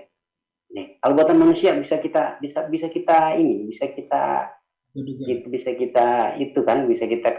nih ketukannya seperti itu gitu kan. Kalau ada kesalahan ketukan itu nggak cocok gitu. Jadi orang Arab tuh telinganya tidak enak kalau ada kesalahan ketukan, itu pasti udah ngerasa ada yang janggal. Nah, Al-Quran ini dia menyelisihi ketukan-ketukan syair, tetapi maknanya itu nggak janggal gitu. Justru dia menimbulkan makna yang sangat indah. Memang kita tidak bisa merasakan ya, karena kita orang non-Arab. Nah, artinya ada dzauq namanya. Dzauq ini ada rasa yang bisa dirasakan seseorang itu ketika membaca Al-Quran. Kalau dia paham bahasa Arab, artinya membaca syair dengan membaca Al-Quran itu beda begitu. Adalah perasaan kayak nggak bisa diungkapkan. Jadi rasa itu kayak udah beda. Apalagi dengan membaca tulisan orang biasa. Jadi ada prosa, ada pantun atau syair. Nah, Al-Quran ini prosa bukan, syair bukan. Jadi kayak sudah nggak bisa dikaidahkan dengan kaidah buatan manusia gitu. Dia sudah kayak melabrak sana sini, sudah nggak bisa dikurung dengan suatu kaidah. Tetapi ya, walaupun dia keluar dari kaidah-kaidah itu, maknanya itu nggak ada orang yang bisa mengingkari keindahan. Nah, gitu. Nah, kalau yang disampaikan Pak Adi tadi itu bukan syair, itu hanya sekedar ungkapan ya, yang ujungnya sama. Dalam hadis-hadis juga banyak. La dina liman la aqla lahu wala amanata li apa ya? La dina liman la amanata lahu wala dina liman la aqla lahu. Tidak beragama orang yang tidak memegang amanat. Nah, dan tidak beragama orang yang tidak memiliki akal, orang yang tidak berpikir. Nah, wallahu a'lam. Ya. Oke, saya bacakan yang jenis kawan yang ketiga, yaitu orang yang soleh. Maka jangan engkau bersahabat dengan orang yang fasik yang selalu mengerjakan dosa yang besar. Karena orang yang takut akan Allah itu tidak mengekali dalam membuat dosa besar. Dan orang yang tidak takut kepada Allah tidak dapat dipercaya sepenuhnya. Bahkan pendiriannya tidak tetap, selalu berubah-ubah mengikuti keadaan dan tekanan. Allah berfirman kepada Rasulullah SAW, wala tuti man aghfalna qalbahu an zikrina wattaba'a hawahu. Maksudnya, dan jangan engkau patuh akan orang yang telah kami lupakan akan hatinya daripada mengingati kami dan terus sahaja mengikuti hawa nafsunya. Surat Al-Kahfi ayat 28. Maka jauhi daripada bersahabat dengan orang yang fasik, karena berterusan melihat perkara-perkara yang fasik dan maksiat itu akan menghilangkan kebencianmu terhadap maksiat tersebut, lalu akhirnya engkau merasa ringan memandang maksiat. Coba kamu lihat, yang ramai menganggap mudah dosa maksiat ghibah membuat orang, karena mereka sudah biasa melakukan maksiat tersebut. Tetapi jikalau mereka melihat seorang alim memakai cincin emas atau memakai kain sutra nescaya mereka amat mengingkarinya. Padahal dosa ghibah itu jauh lebih besar daripada dosa memakai cincin emas atau pakaian sutra. Ya, ini sama mungkin seperti yang tadi saya sampaikan ya. Jadi seperti kita masuk kamar mandi atau ke toilet, awal-awal kita merasa risih, kita merasa tidak enak baunya. Tapi kalau lama-lama kita merasa biasa. Begitu juga kita kan, kalau berkawan dengan orang fasik, maksudnya orang fasik ini orang yang terbiasa dengan maksiat, baik maksiat besar maupun maksiat kecil, apalagi kalau maksiat besar ya. Artinya kalau maksiat kecil, orang itu membiasakan itu, maka dikatakan fasik. Artinya ya dosa yang dianggap, dosa ini kan ada dosa besar, dosa kecil. Ada orang berdosa kecil, tapi dia tahu dia berdosa, kemudian dia minta ampun sekali-sekala, mungkin dia nggak bisa mengendalikan hawa nafsunya, kemudian dia terjerumus. Tapi kalau orang sampai dengan dosa walaupun kecil, maka itu dikatakan fasik, apalagi terbiasa dengan dosa besar. Kata Imam Ghazali, kalau kita terbiasa berkawan dengan mereka, awal-awal mungkin risih, tapi lama-lama kemudian kita menjadi terbiasa. Ketika terbiasa ya kita kemudian bisa jadi lama-lama kita meredaui kemaksiatan itu. Ya. Dan keburukan itu kan kalau terlalu sering dia akan menjadi baik. Ya mohon maaf, kalau kayak di dunia di selain Islam ya kan, perzinahan sesuatu yang berat. Kalau di dunia di barat atau di mana itu akan ya pergaulan bebas, bukan hanya pacaran. Kalau pacaran sudah level sangat rendah begitu ya. Ya sudah free sex atau bahkan perzinahan ini gonta-ganti pasangan. Itu dianggap sudah sesuatu yang biasa gitu, wajar, bukan hal-hal yang aneh gitu. Tapi dari masyarakat kita ya aneh ya, alhamdulillah kita masih memandang aneh, kita masih memandang itu tabu. Sama kayak masyarakat kampung dengan masyarakat kota. Masyarakat kampung yang masih memegang nilai-nilai agama, kadang-kadang ke kota dia melihat sesuatu itu janggal, suatu kemaksiatan yang ini kayaknya nggak baik gitu. Karena dia masih berada dalam lingkungan yang mungkin masih bersih. Tapi kadang-kadang kita kalau sudah hidup di kota, ya, sudah membiasakan itu kayak sudah biasa, itu kan biasa itu ya. Ya mungkin awal-awal seumpamanya nih orang kampung ke kota ngeliat ada orang minum keras kan, wah itu kan suatu yang aib besar gitu kan, tapi kan dosa besar. Tapi kemudian orang kampung itu lebih, orang di kota itu lebih biasa. jadi seakan-akan kita jadi membiasa menganggap ringan. Ya. Inilah yang dimaksud oleh Ibu Kota. Artinya gampang melakukannya. Kalaupun tidak melakukannya, bisa jadi kita merebayatnya, kita tidak mengingkari, yang itu yang ditakutkan. Oke? Bahkan kalau ada tambahan atau ada yang mau didiskusikan, atau mau baca lanjut. Lanjut dulu nih dikit. Ada Mas Oke, Andri silakan. yang datang, bergabung Mas Andri. Silakan langsung dibaca sebelum ke Mas Imam lagi. Nomor 4 ya? Ya. Yes. Nomor 4, jangan bersahabat dengan orang yang tamak dunia. Jangan engkau bersahabat dengan orang yang tamak dunia. Karena bersahabat dengannya adalah racun yang dapat membunuh. Karena tabiat seseorang itu cepat sekali meniru dan mengikuti tabiat orang lain, dan perangai yang baik cepat sekali berubah menjadi jahat, sekira-kira kita tidak menyadarinya. Maka suka kesedudukan dengan orang yang tamak dunia akan menambah tamakmu terhadap dunia. Dan sebaliknya, suka sekedudukan dengan orang yang zuhud akan menambah zuhudmu pada dunia. Ya. Ada pepatah Arab itu mengatakan su'ul khuluqi yu'ti. Akhlak yang buruk itu menular. Akhlak yang buruk itu menular. Sebenarnya akhlak yang baik juga menular. Tapi penularan akhlak yang buruk itu lebih hebat. Artinya kalau virus tuh kayak ada corona dengan virus yang lain lagi. Penyebarannya itu, penularannya itu lebih masif. Kalau akhlak yang buruk ya, akhlak baik juga begitu. Maka di antara obat hati itu kan kata Opik dalam itu lagunya itu sebenarnya bukan kata Opik itu. Dulu ada namanya Ibrahim Al-Khawwat yang pertama kali mengatakan itu.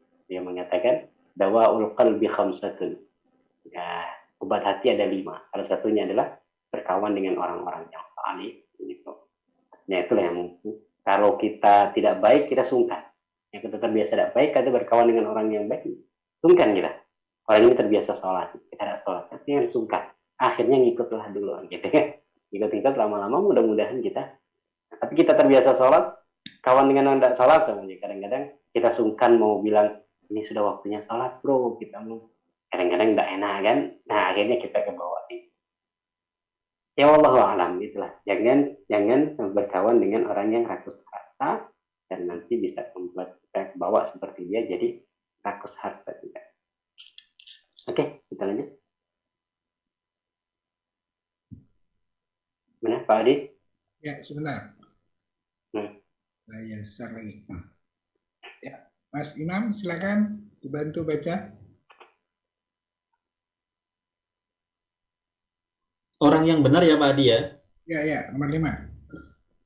Orang yang benar, maka jangan engkau bersahabat dengan orang yang pendusta. Barangkali ia akan menipu engkau karena ia laksana fata morgana kali ya. Ya, betul. Wah. Fata morgana yang seakan-akan mendekatkan yang jauh atau menjauhkan yang dekat. Kayak WhatsApp aja nih. Maka inilah 5 syarat yang perlu engkau cari di dalam memilih sahabat. Barangkali susah engkau mendapatkan orang yang memiliki kesemua sifat-sifat ini, walaupun pada orang yang duduk mengaji di surau-surau atau duduk beribadah di dalam masjid. Oleh itu, tiada ada jalan bagimu kecuali engkau memilih satu di antara 2 jalan. Pertama, beruzlah, yaitu mengasingkan diri daripada orang ramai, karena disitulah letaknya keselamatanmu. Kedua, bergaul dengan orang ramai mengikuti kedudukan mereka masing-masing yang berdasarkan pada 3 pembagian. 1. Saudaramu untuk akhiratmu, maka janganlah engkau perhatikan padanya kecuali hanya hal-hal agama. 2. Saudaramu untuk duniamu, maka janganlah engkau perhatikan padanya kecuali hanya akhlak yang baik. 3. Saudaramu untuk kejinakan hatimu, maka jangan engkau perhatikan padanya kecuali hanya keselamatanmu dari kejahatannya, fitnahnya, dan keburukannya. Di dalam perumpamaan lain, manusia itu terbagi kepada 3 hal. 1. Orang yang seumpama makanan asas yang tidak boleh tidak daripadanya. Dua, orang yang seumpama obat yang diperlukan pada masa-masa tertentu saja, bukan setiap masa. Oh, ini kalau dibutuhkan saja berarti ini. Kalau pas butuh duit gitu ya. Kalau pas akhir bulan, Pas betul datang nih. tiba-tiba datang kayak obat ya. Orang yang seumpama penyakit yang perlu dihindari daripadanya, namun terkadang seorang hamba itu dibalakkan dengannya walaupun penyakit itu tidak disenanginya dan tidak ada manfaatnya. Maka perlulah seorang itu mengambil langkah-langkah yang bijak supaya ia dapat selamat daripadanya. Namun demikian, di dalam penyakit itu ada satu rahasia besar seandainya engkau mampu menghadapinya, yaitu apabila engkau coba memperhatikan keadaannya dan kesannya yang buruk, lalu setelah itu engkau pun menjauhkan diri daripadanya. Iya. Lanjut, Ustaz? Masih ada tak itu Ustaz, sampai apa? Masih ini. Ya, ada satu paragraf ya? Ya, Atau satu masih paragraf panjang? lagi ya. Pernah orang bertanya kepada Nabi Isa alaihissalam, siapa sebenarnya yang mengejar-ngejar adab kepadamu, yang mengajar adab-adab kepadamu?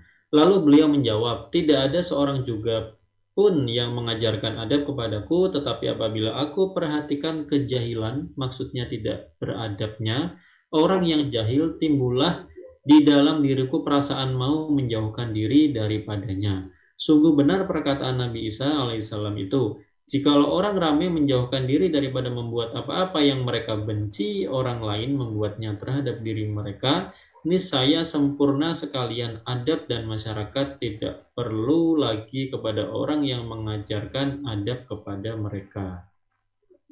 Iya. Nah, mungkin ini menjawab pertanyaan Pak Adi yang tadi ya, apakah berarti kemudian kita tidak boleh berkawan sama sekali dengan orang-orang yang seperti itu tadi? Ya, kita lihat, kita tetap berkawan. Ada orang yang memang seperti makanan pokok, ya kita harus berkawan setiap saat. Kita makan terus ya. Ya, orang yang baik, kita ambil kebaikannya. Ada orang yang ya ada kebaikannya, ada keburukannya, lebih banyak keburukannya mungkin, tapi sekali-sekala mereka ada kebaikan seperti obat. Suatu saat kita ambil kebaikannya, kita suatu saat membutuhkan. Tapi ada orang yang banyak keburukannya, ya susah ditemukan kebaikannya, maka ini dia seperti penyakit yang kadang-kadang juga Allah uji kita dengan penyakit. Ya mungkin kadang-kadang Allah uji kita juga dengan berkawan dengan orang yang begitu. Tapi mudah-mudahan dengan itu kita bisa mengambil ibrah. Maka kata Imam Ghazali itu, di antara nilai kandungan Al-Quran itu ada yang seperti gaharu.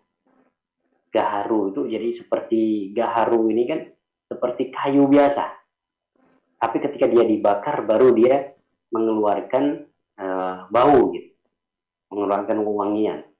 Nah mungkin kadang-kadang kita tuh begitu. Kita mungkin harus dibakar dulu, diuji dulu oleh Allah, baru kemudian keluar wangian. Atau ketika kita melihat orang-orang munafik, orang-orang yang ya orang-orang yang tidak baik, orang-orang yang jahat dan lain sebagainya itu, ya mungkin dia seperti gaharu. Artinya ketika dia ditimpa musibah oleh Allah, dia diuji oleh Allah, dia diazab oleh Allah. Nah itulah kemudian kita bisa mengambil ibrah. Artinya oh ternyata umatnya Nabi Lut dulu diadab seperti ini. Kita bisa mengambil ibrahnya, jangan sampai seperti itu.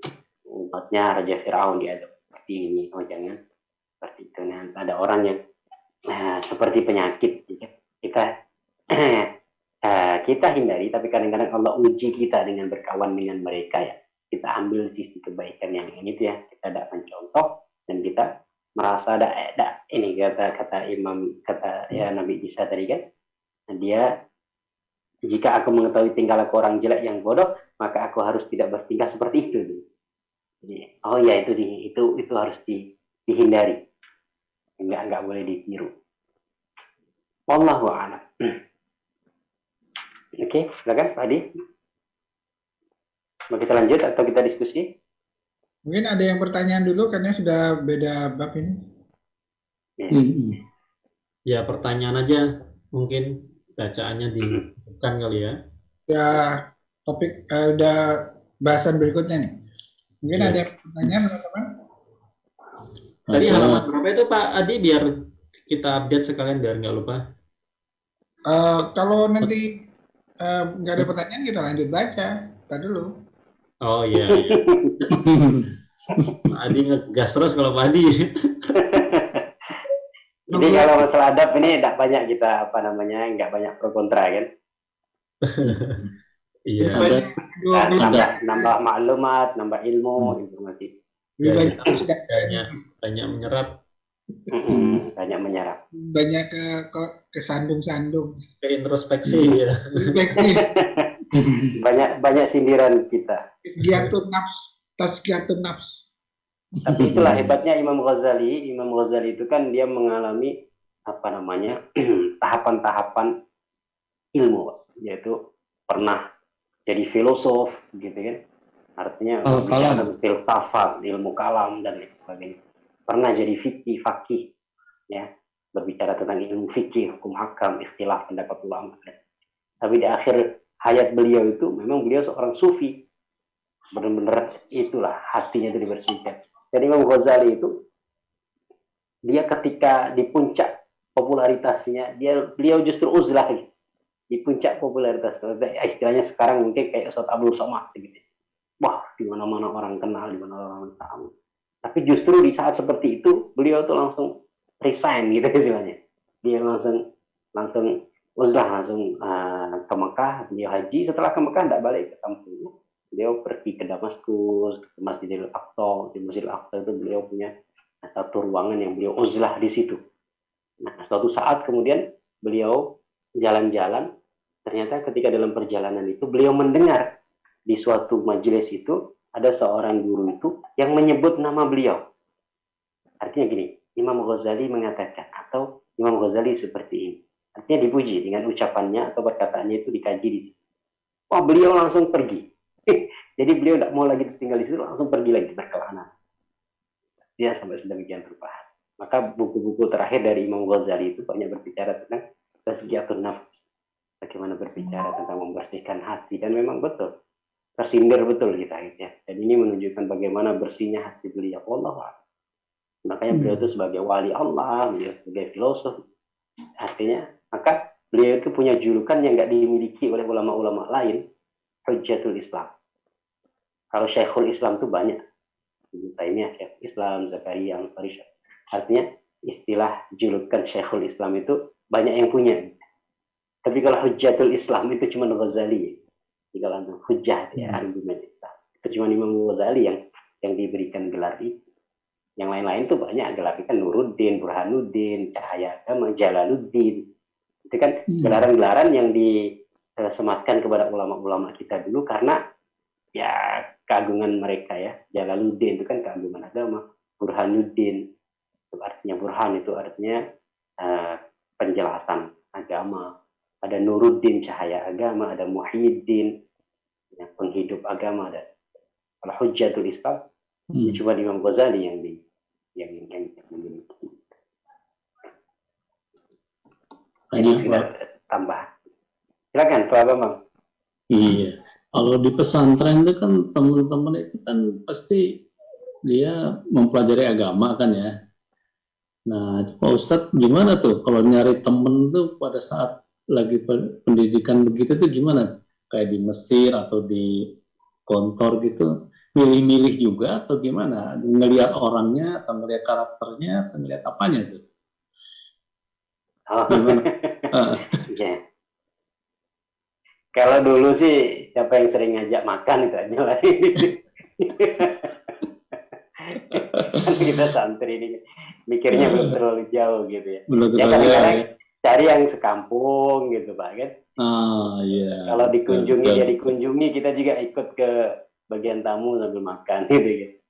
Tapi tidak banyak lah kita, artinya nggak seperti sekarang ya, kita sudah dewasa kemudian kita bisa memilih-pilih kawan. Tapi ketika di pesantren ya namanya anak-anak, kadang-kadang kita pilih yang kelas yang ini gitu ya. Tapi ada sebagian juga yang kadang-kadang kita milih kawan yang pintar gitu biar belajarnya semangat. Atau kadang-kadang yang kita pintar masak misalnya. Ketika selesai yang pintar masak ada. Tapi kadang-kadang kalau saya pribadi kan punya kecondongan. Kalau saya ketika kuliah itu kan punya kecondongan suka kajian, suka diskusi, suka debat gitu. Jadi kalau dengan kawan-kawan yang suka nongkrong ya memang nggak cocok. Gitu. Kan nggak semuanya juga baik ya Kan di Mesir juga banyak yang suka nongkrong, gitu, ya nongkrong di kan, nah, apalagi kalau musim panas. Ada juga, tapi ya nggak cocok juga gitu. Mungkin ada kecenderungan kayak tadi. Ya, tapi kalau kajian itu biasanya dari habis Isya, bukan habis asar kadang-kadang sampai jam 12 malam. Ya kita ngerasa nyaman aja. Gitu. Nah, mungkin ada kawan kecenderungan lain, kecenderungan olahraga, ya kan? Main olahraga. Ustaz. Kalau pas tidak masih. Tuh Pak Didi. Ya gimana Pak Didi? Saya mau nanya, tapi suara keretanya kedengaran nggak?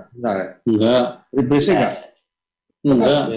Bagus. Mungkin saya ingin ini apa? Boleh nggak kita suatu saat bahas topik-topik dalam itu, Ustaz? Jadi Gimana? Bahas apa tadi nggak jelas. Nah, siapa Pak Didi? Bahas topik-topik dalam maksudnya. COVID kali ya, Ustaz? Fajar. Hilang. Oh, suara Hilang sinyal. Iya lagi masuk kuncung jadi keretanya berisik. Oh, Koinnya habis tuh, koinnya. Kapan bikin bahas ini, Ustaz? Masalah apa ya? Mengenal pemahaman Syekh Muhammad bin Abdul Wahab, Ustaz. Sama ininya dia yang masuk agak dalam dikit gitu, Ustaz. Ada nggak Ustaz referensinya? Ustaz pernah baca tulisan buku kecilnya Sulaiman bin Abdul Wahab nggak? Oh, yang tentang Najd gitu ya? Tentang adiknya Ya, tentang sejarah Najd, sejarah apa namanya? buku-buku reputasi, buku-buku penyangkalan dia terhadap adiknya. Ya, jadi itu kan kata iya. Jadi sebenarnya ini kan tokoh ini kan lumayan ini Ustaz ya, sampai gerakan Salafi movement itu sampai kental karena beliau dan bagaimana beliau mengaitkan dengan Ibn Taimiyah dan seterusnya. Saya pingin, tapi mungkin nggak banyak pengikut kajiannya kali. Pingin berdiskusi secara akademik dan secara historis gitu. Ustaz pernah punya topik itu nggak? Ya, saya pernah baca buku beliau yang secara khusus saya baca itu tentang akidah. Nah, terus profil beliau pernah saya baca karya dari Syekh Raghib Sirjani tentang Al-Imam Muhammad bin Abdul Wahab. Tapi tokoh ini, Syekh Muhammad bin Abdul Wahab ini memang tokoh yang pro kontra. Artinya memang ada yang melihat positif, ada yang melihat negatif. Tetapi ketika orang itu dinilai positif, itu menunjukkan bahwasanya dia seorang tokoh. Artinya dia bukan orang biasa. Imam Ghazali sendiri ini juga termasuk tokoh yang pro kontra. Bagi kawan-kawan Salafi tidak mau terima Imam Ghazali karena dia nggak mau menerima orang-orang sufi dianggapnya. Karena tasawuf itu dianggap semuanya sesat. Nah, Imam Ghazali sangat proporsional. Dia mengatakan ada tasawuf yang sesat, dianggap sebagai batiniah. Tapi beliau ini menjunjung tinggi namanya tasawuf syar'i. Jadi ada tasawuf disebut dengan tasawuf falsafi, sehingga melahirkan seperti wahdatul wujud, ulul dan sebagainya. Artinya manunggaling kawula Gusti.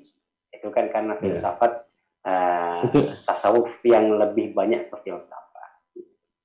Nah, boleh nanti Pak Adi kalau seumpamanya memang kawan-kawan mau kita coba. Ya, jadi kadang-kadang ya depan kan kalau misalnya Sirah ya. Sirah on request.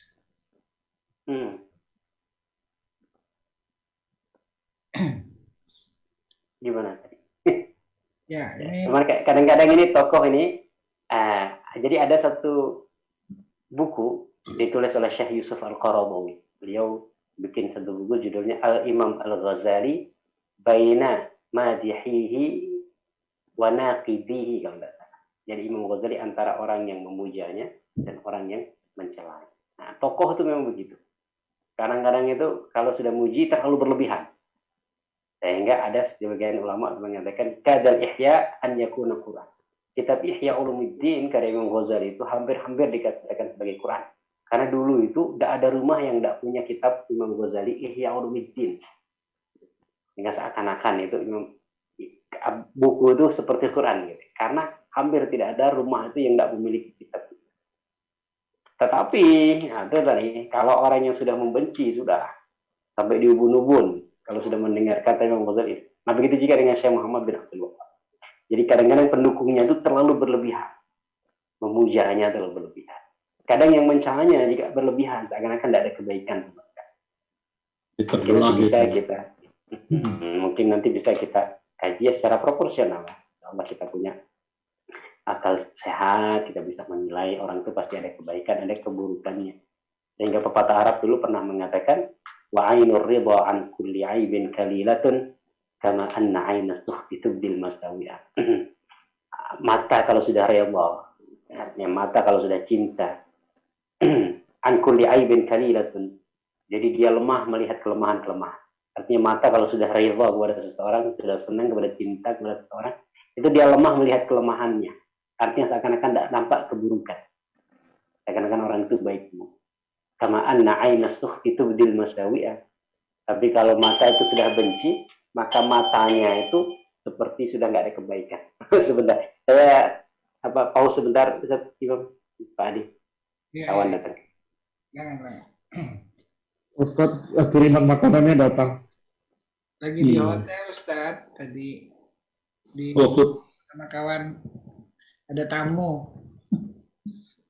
Di mana lagi? Sehat. Alhamdulillah. Ini lagi jadi host nih. Hostnya kita Host.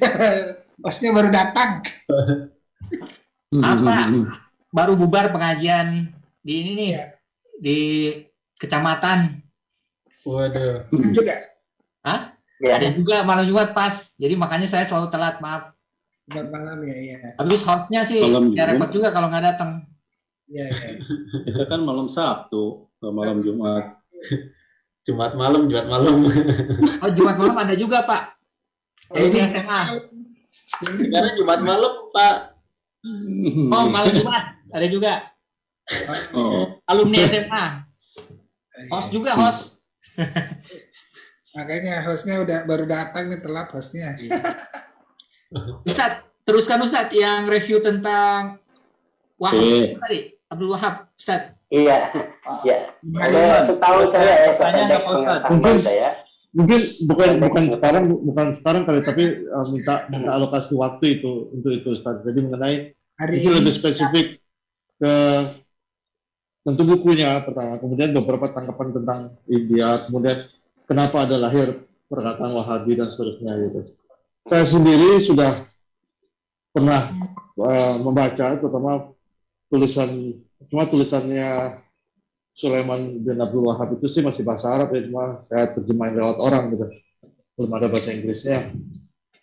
Cuma itu tadi ada beberapa buku yang mengacu ke perjuangan beliau dalam menyebarkan akidah, tapi juga sampai harus ada yang harus mati dan seterusnya gitu. Itu yang mungkin pendekatan dan sampai akhirnya melahirkan Salafi modern sekarang. Dan masalahnya lagi pengikut Salafi sekarang banyak mengaitkan juga dengan Ibn Taimiyah, tapi banyak sekali salah misquote dengan Ibn Taimiyah. Betul. Ya. Betul Pak Didi. Jadi saya setuju banget. Dan memang karena ada istilah pengakuan ya, mengaku-ngaku yang kadang-kadang menisbahkan itu. Jadi Syekh Muhammad bin Abdul Wahab ini sebenarnya dia seorang sufi, dia tuh seorang tarikat. Dia itu punya aliran tarikat. Dan sekarang orang-orang sufi itu anti tarikat. Padahal Syekh Muhammad bin Abdul Wahab ini punya guru tarikat. Gitu. Nah ini salah satu contoh lah kadang-kadang ya orang menokohkan seseorang, tapi antara dia dengan yang ditokohkan itu beda. Ya itu hal yang ya mungkin kadang-kadang perlu kita nilai juga supaya tidak mudah ya kan menisbahkan. Kan? Seperti sekarang orang menisbahkan pemikiran ke Ibnu Taimiyah, tapi antara Ibnu Taimiyah dengan dia jauh sekali. Ibnu Taimiyah itu seorang ulama yang sangat hebat. Dia sangat keras terhadap pemerintah, makanya kan dia beberapa kali dipenjara Kalau ada kekurangan dari pemerintah dia. Tapi sekarang kalau orang Salafi mungkin contohnya lah ya kan. Kadang-kadang apapun itu direstui oleh ya itu. Seakan-akan kalau ngomong sedikit tentang pemerintah itu langsung dianggap sebagai khawarij lah. Dari Ibnu Taimiyah itu 5 kali dia di penjara hanya karena nggak setuju dengan pemerintah. Nah, nanti bolehlah mungkin kapan kita waktunya antum juga mungkin cari referensi ya, kita semacam diskusi saja. Jadi apa yang kita bisa samakan pemahaman atau kita luruskan ya, bisa kita cari waktu yang tepat. Jumat depan kan giliran sirah Ustaz. Ini cocok. Kalau Ustaz bisa berkenan, Pak Didi, Insya Allah. Jumat depan ngajar di MCHK nggak? Giliran ngajar nggak? MCHK barusan tadi, ini baru kali dari MCHK. Berarti Jumat depan. Tapi Jumat depan saya masuknya 9.30 kan, karena Beautiful Mind. Beautiful Mind ya? Oh iya, ya nggak apa-apa. Kalau waktunya sirah nih pas. Saya biasanya 9.20 udah bisa masuk. Iya, iya. Pak Fajar, Abdul Wahab. Jumat depan libur dulu, ikut kita Pak. Biar nggak ketinggalan. Kalau libur nggak bubar itu ngaji Pak. Hostnya kagak ada. Iya, dua laptop, satunya laptop, satu HP, bisa. Boleh Pak kalau mau nyumbang satu laptop lagi. Nanti saya WA alamatnya. Satunya HP Bapak. Buat ini, jadi nggak bisa di-rewind nanti, pokoknya yang telat rugi nanti Bapak. Oh, Pak Adi, kan ada rekaman ini, record. Nah, mantep tuh kalau di-record. Pak Imam direkod nggak? Ada aja alasannya. Pokoknya semua kajian direkod, tenang aja. Oh, di-record ada tuh.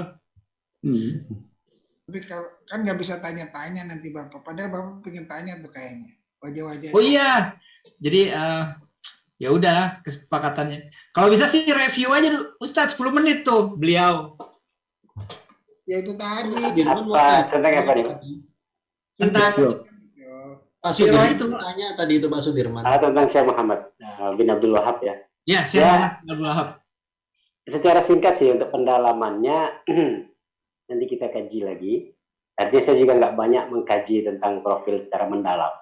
Tapi beberapa buku pernah saya baca, profil-profil singkat pernah saya baca. Saya punya satu buku itu karya Syekh Raghib Sirjani. Memang ada satu buku khusus judul Al-Imam Muhammad bin Abdul Wahab.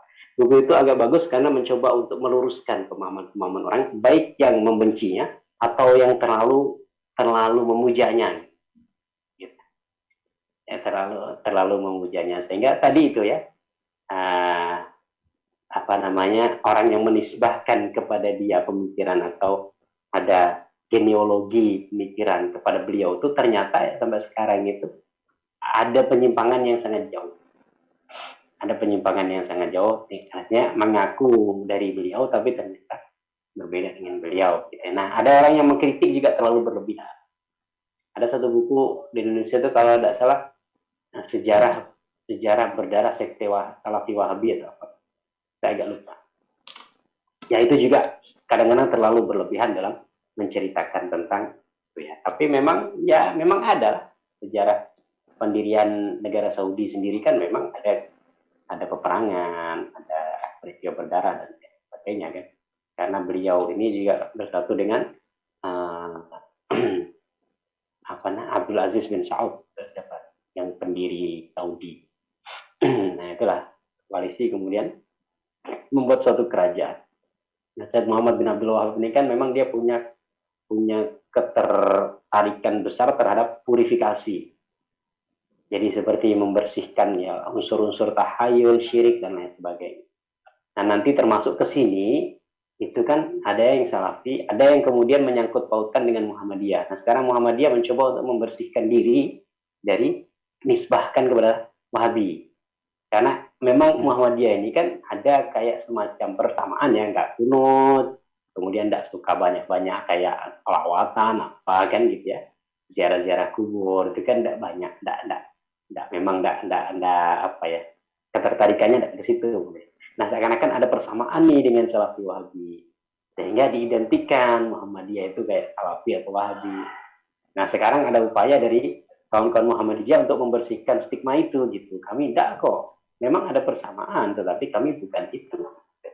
Jadi genealogi pemikiran Muhammadiyah itu bukan ke Salafi Wahabi, tapi lebih ke Muhammad Abduh yang ada di Mesir. Pembaharuannya bukan masalah purifikasi tadi ya. Memang ada pembaharuan tauhidnya, kemudian pembaharuan dari sisi bagaimana akidah itu menjadi penggerak hidup saja. Nah, artinya akidah itu nggak banyak masalah berpikir, tapi banyak bergerak. Gitu.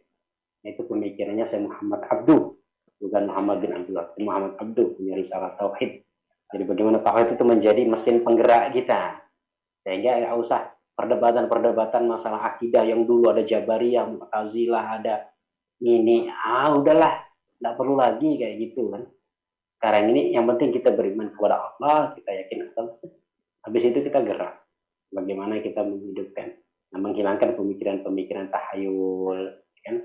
Dikit-dikit, ini kena guna-guna, dikit-dikit, ini kena, gitu, kan?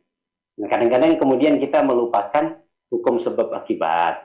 Dikit-dikit, baca-bacain lah, gitu kan? Padahal sakitnya sakit medis, gitu. Kadang-kadang orang kepikiran, sakit kepala dikit, baca-bacain dong, karena memang sakit kepala medisnya gitu. Nah, kadang-kadang sebagian kawan atau sebagian umat Islam ini kan karena terbawa terlalu jauh, sehingga dikit-dikit, apalagi orang Melayu, dikit-dikit baca-bacain kan, dikit-dikit. Nah, itu Muhammadiyah itu di situ gitu, domainnya. Nah, tapi kan ada persamaan itu, kemudian seakan-akan itu disatukan Muhammadiyah itu ya Wahabi. Gitu. Nah, itu mencoba untuk dibersihkan. Nah, ternyata Profesor Haidar kemarin terakhir mengatakan tidak ada. Jadi Kiai Haji Ahmad Dahlan itu tidak pernah mengkaji kitabnya Syekh Muhammad bin Abdul Wahab. Dia kaji itu bukunya Syekh Muhammad Abduh yang membahas. Nah, ini maksudnya itu ya, artinya penisbatan atau pengakuan penyandaran ilmu dan itu. Mungkin nanti bisa kita kaji. Mudah-mudahan ada waktu, ada kesempatan. Iya. Ustaz, gimana? Pertanyaan lagi Ustaz. Pak Adi mohon izin. Lanjut. Apa yang membuat Muhammadiyah tidak mau dinisbatkan berdekatan dengan Wahabi, Ustaz? Yang pertama, sekarang Wahabi ini identik dengan gerakan yang agak keras. Yang pertama agak keras ya, dalam beribadah terlalu kaku. Yang kedua, agak susah menerima perbedaan pendapat. Ya kan? Agak susah menerima perbedaan pendapat, sehingga dikit-dikit saya yang paling benar, yang lain salah, bid'ah, dan lain sebagainya. Kan? Jadi seakan-akan slogannya tadi, kalau tidak sunnah bid'ah, sunnah bid'ah. Kadang-kadang kan ada sunnah, ada juga yang berpahala dua, gitu. Selain sunnah itu kadang-kadang Rasulullah ngasih pahala dua. Nah, jadi stigma itu yang seakan-akan kemudian membuat karena Muhammadiyah itu gerakan yang keras, kaku, dengan perbedaan, kan? Nah, itu kemudian mencoba untuk dibersihkan. Bukan itu, kami bukan gitu. Memang ada persamaannya, ada kunut, itu kan persamaannya, ada banyak kayak tidak terlalu suka dengan ziarah kubur dan lain sebagainya. Ada persamaan memang. Tapi tentang masalah-masalah lain, cuma tentang musik, Muhammadiyah membolehkan musik. Kawan Salafi Wahabi tidak membolehkan musik. Tentang pemakaian celana, Muhammadiyah biasa saja. Masalah di bawah mata kaki atau tidak di bawah mata kaki, biasa. Di masalah-masalah dunia itu, masalah-masalah interaksi sosial itu longgar Muhammadiyah. Nah, itu yang membedakan begitu. Sementara kawan Salafi ini kadang-kadang dibawa juga ke ranah-ranah masalah-masalah yang kehidupan sosial, sehingga aku juga gitu.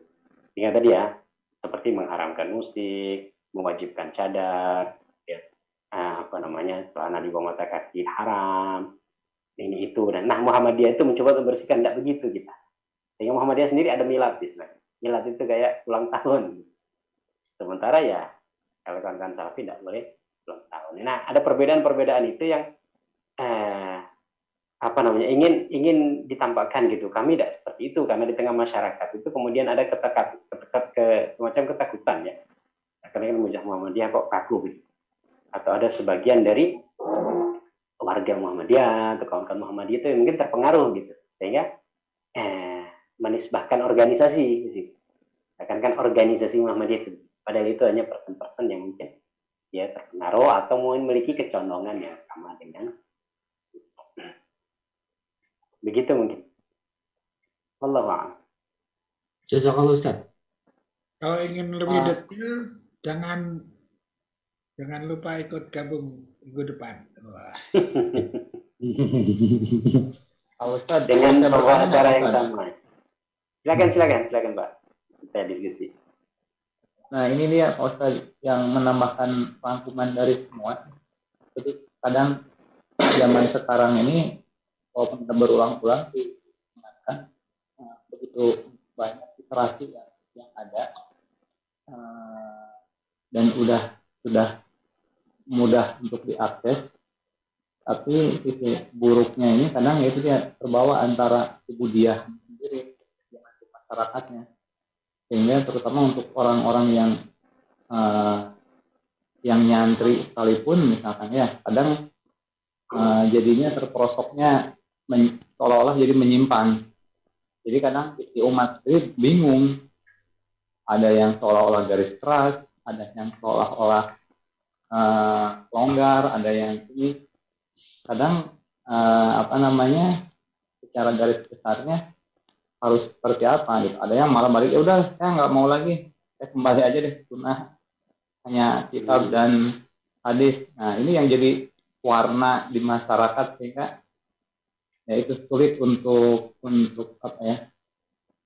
kadang bisa seperti tadi kan dengan tetangga sendiri, jadi tidak saling menyapa malahan gitu kan ya. Itu yang seperti itu untuk ini kondisinya kira-kira terutama yang orang baru ya, orang-orang baru sedang bertanya harus seperti mana jalurnya yang harus diambil, padahal tidak ada jalur sebenarnya menurut saya, kira-kira seperti itu. Ya, terima kasih Pak Sudirman ya tadi. Sudirman ya. Oke. Jadi kalau menurut saya secara pribadi Pak, jadi kita harus kembali berguru dengan guru yang sesungguhnya, itu saja sih. Karena banyak sekarang itu orang mendapatkan informasi dari internet tanpa guru. Itu yang kemudian dia telan mentah-mentah, dianggap sebagai suatu kebenaran yang mutlak, ya sudah langsung disebarkan. Nah, tidak ada tempat untuk dia bertanya, tidak ada tempat untuk dia klarifikasi.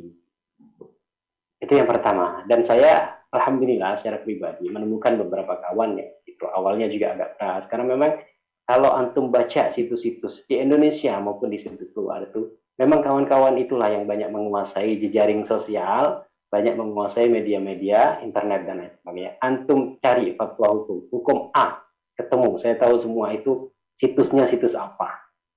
Nanti pasti antum kebawa ke Rumaisho, muslim.co.id, kemudian itu. Dan itu ya mereka istilahnya kawan-kawan salafi yang memang banyak bermain di situ.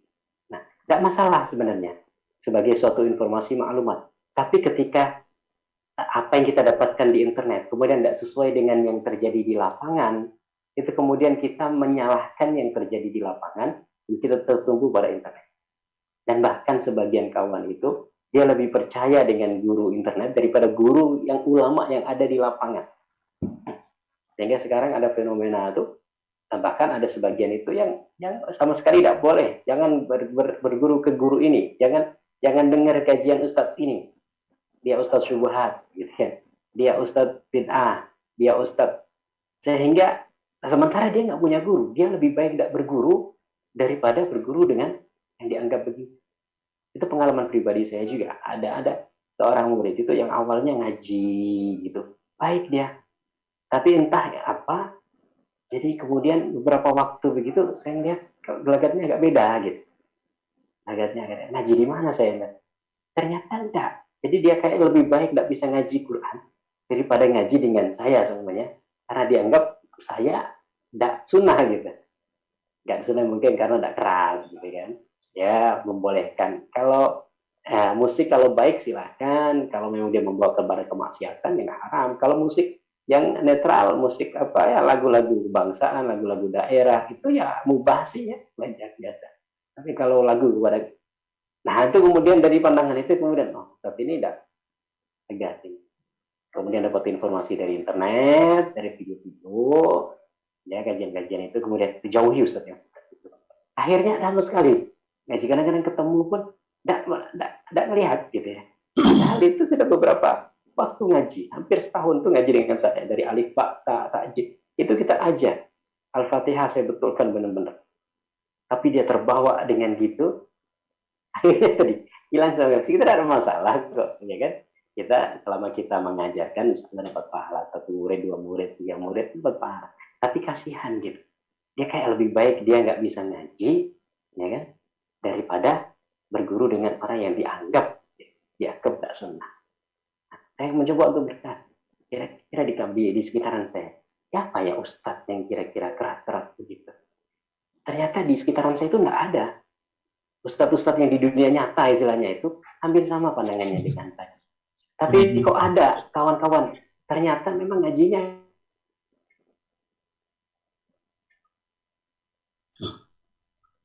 Oh, refresh. Wah, sabotase. Wah, ada yang sabotase nih Pak Bambang.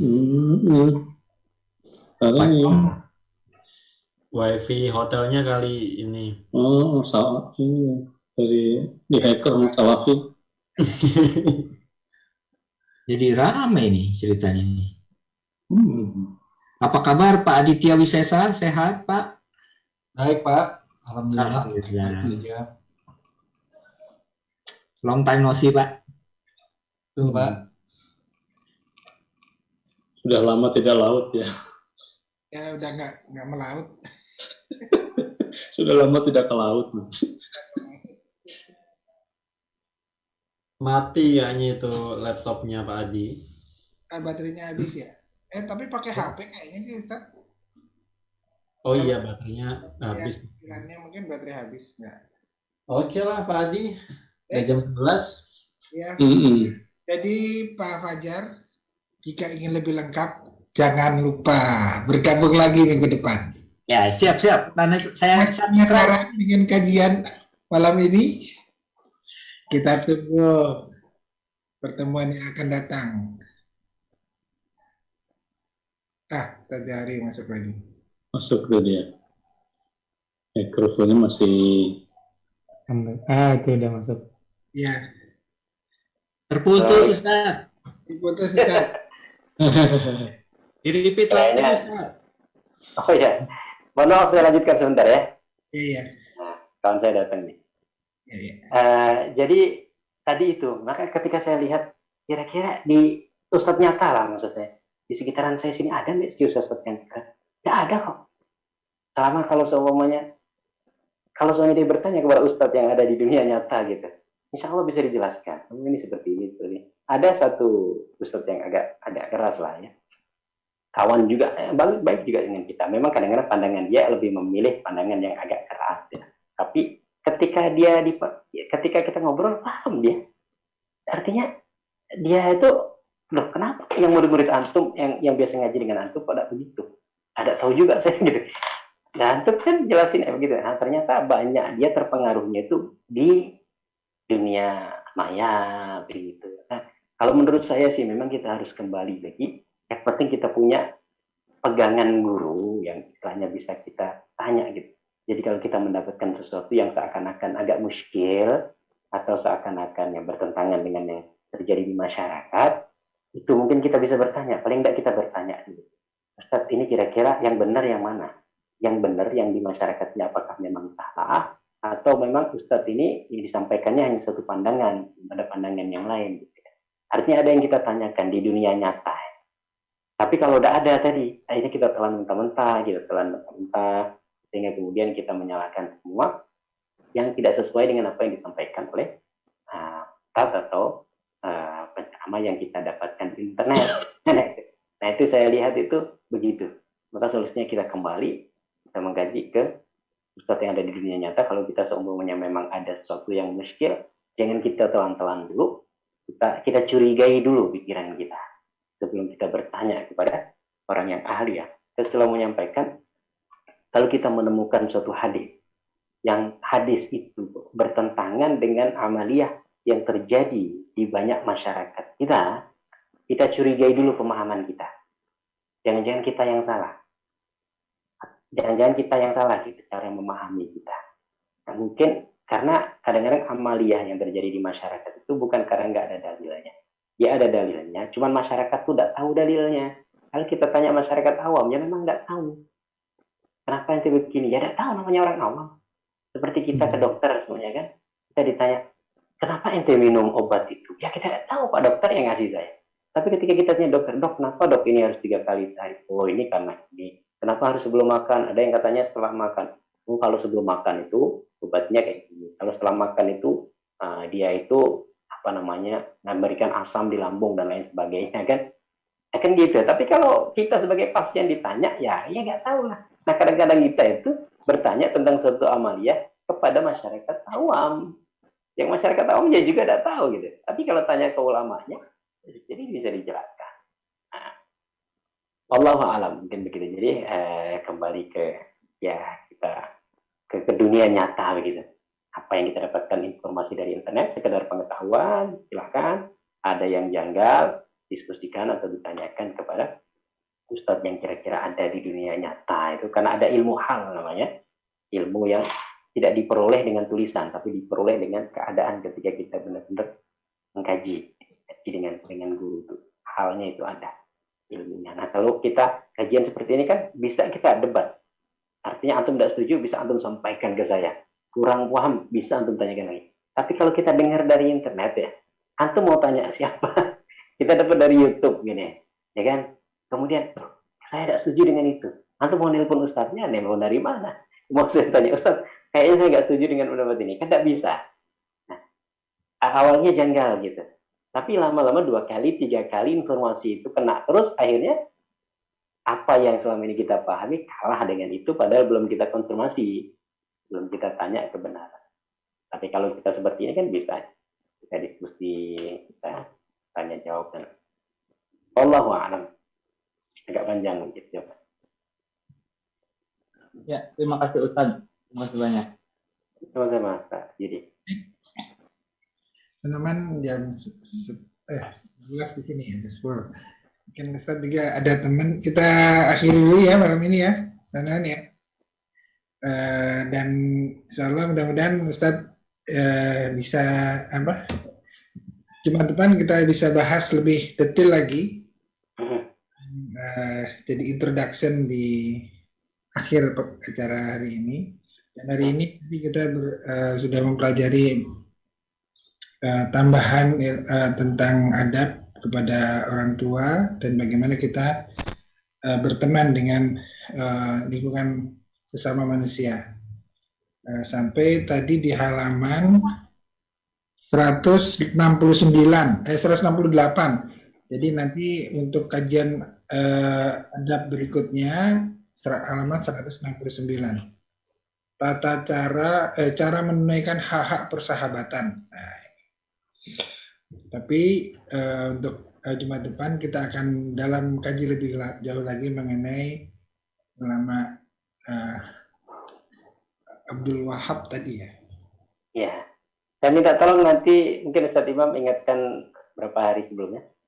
Biar takutnya ada persiapan saya kurang kan, karena terbiasa kajian yang buku ini kan sudah pernah saya kaji, sudah pernah saya baca gitu ya, jadi tinggal ngulang.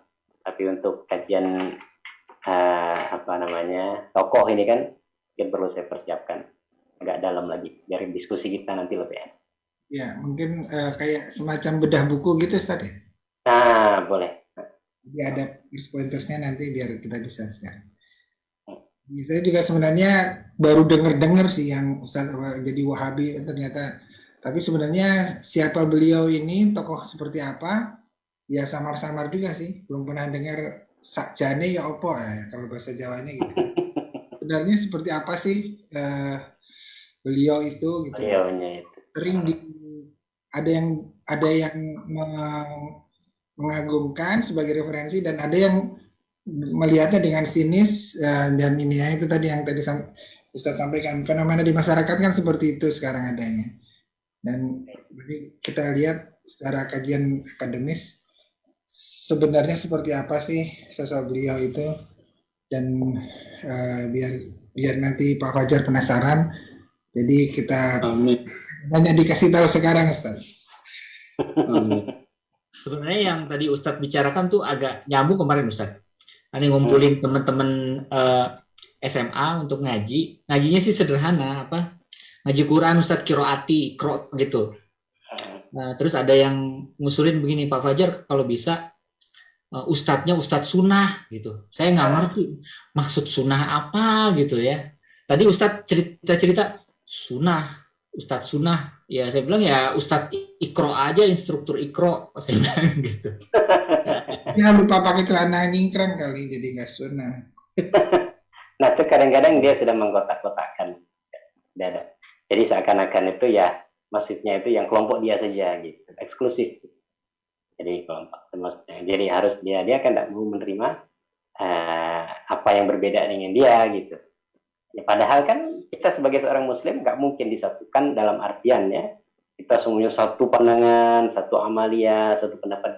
Ulama dari dulu sudah berbeda pendapat, ya karena dulu itu ada mazhab Syafi'i, mazhab Maliki, mazhab Hambali. Itu ulama mazhab Syafi'i belajar dari ulama mazhab Hambali, mazhab Hambali belajar dari ulama mazhab Hanafi dan lain sebagainya, biasa.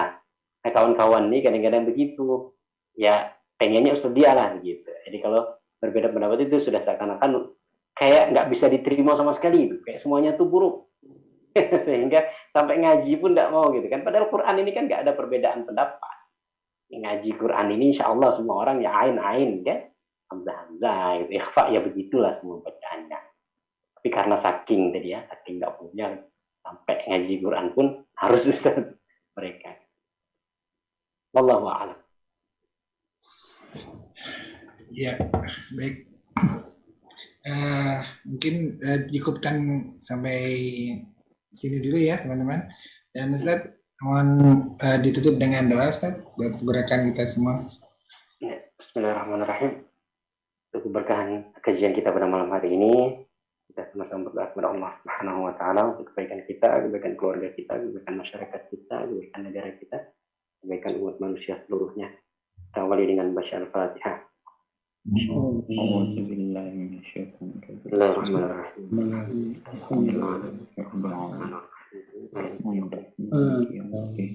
Iyyaka na'budu wa iyyaka nasta'in. Shiratal ladzina an'amta 'alaihim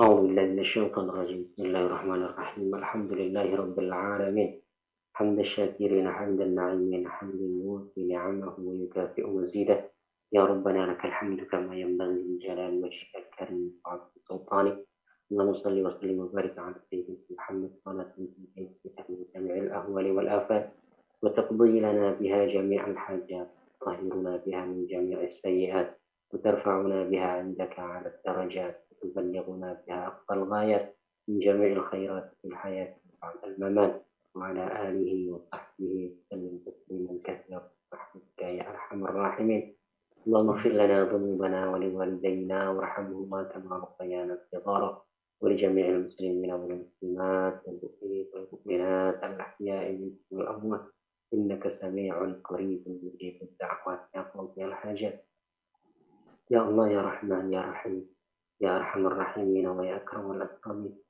يا الله ampunilah kesalahan kami, ampunilah dosa-dosa ibu bapak kami, ampunilah dosa-dosa pacar-pacar, ampunilah dosa-dosa anak-anak kami, ampunilah dosa-dosa keluarga kami, ampunilah dosa-dosa saudara-saudara kami, ampunilah dosa-dosa murid-murid kami, ampunilah dosa-dosa guru-guru kami, ampunilah dosa-dosa sahabat-sahabat kami, baik yang telah mendahului kami dan masih hidup di antara kami, Arhamar Rahim.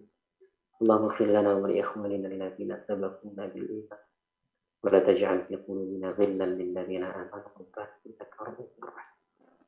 Allah ampunilah dosa-dosa dan kesalahan-kesalahan. Ampunilah dosa-dosa dan kesalahan saudara-saudara kami yang telah mendahului kami, Allah.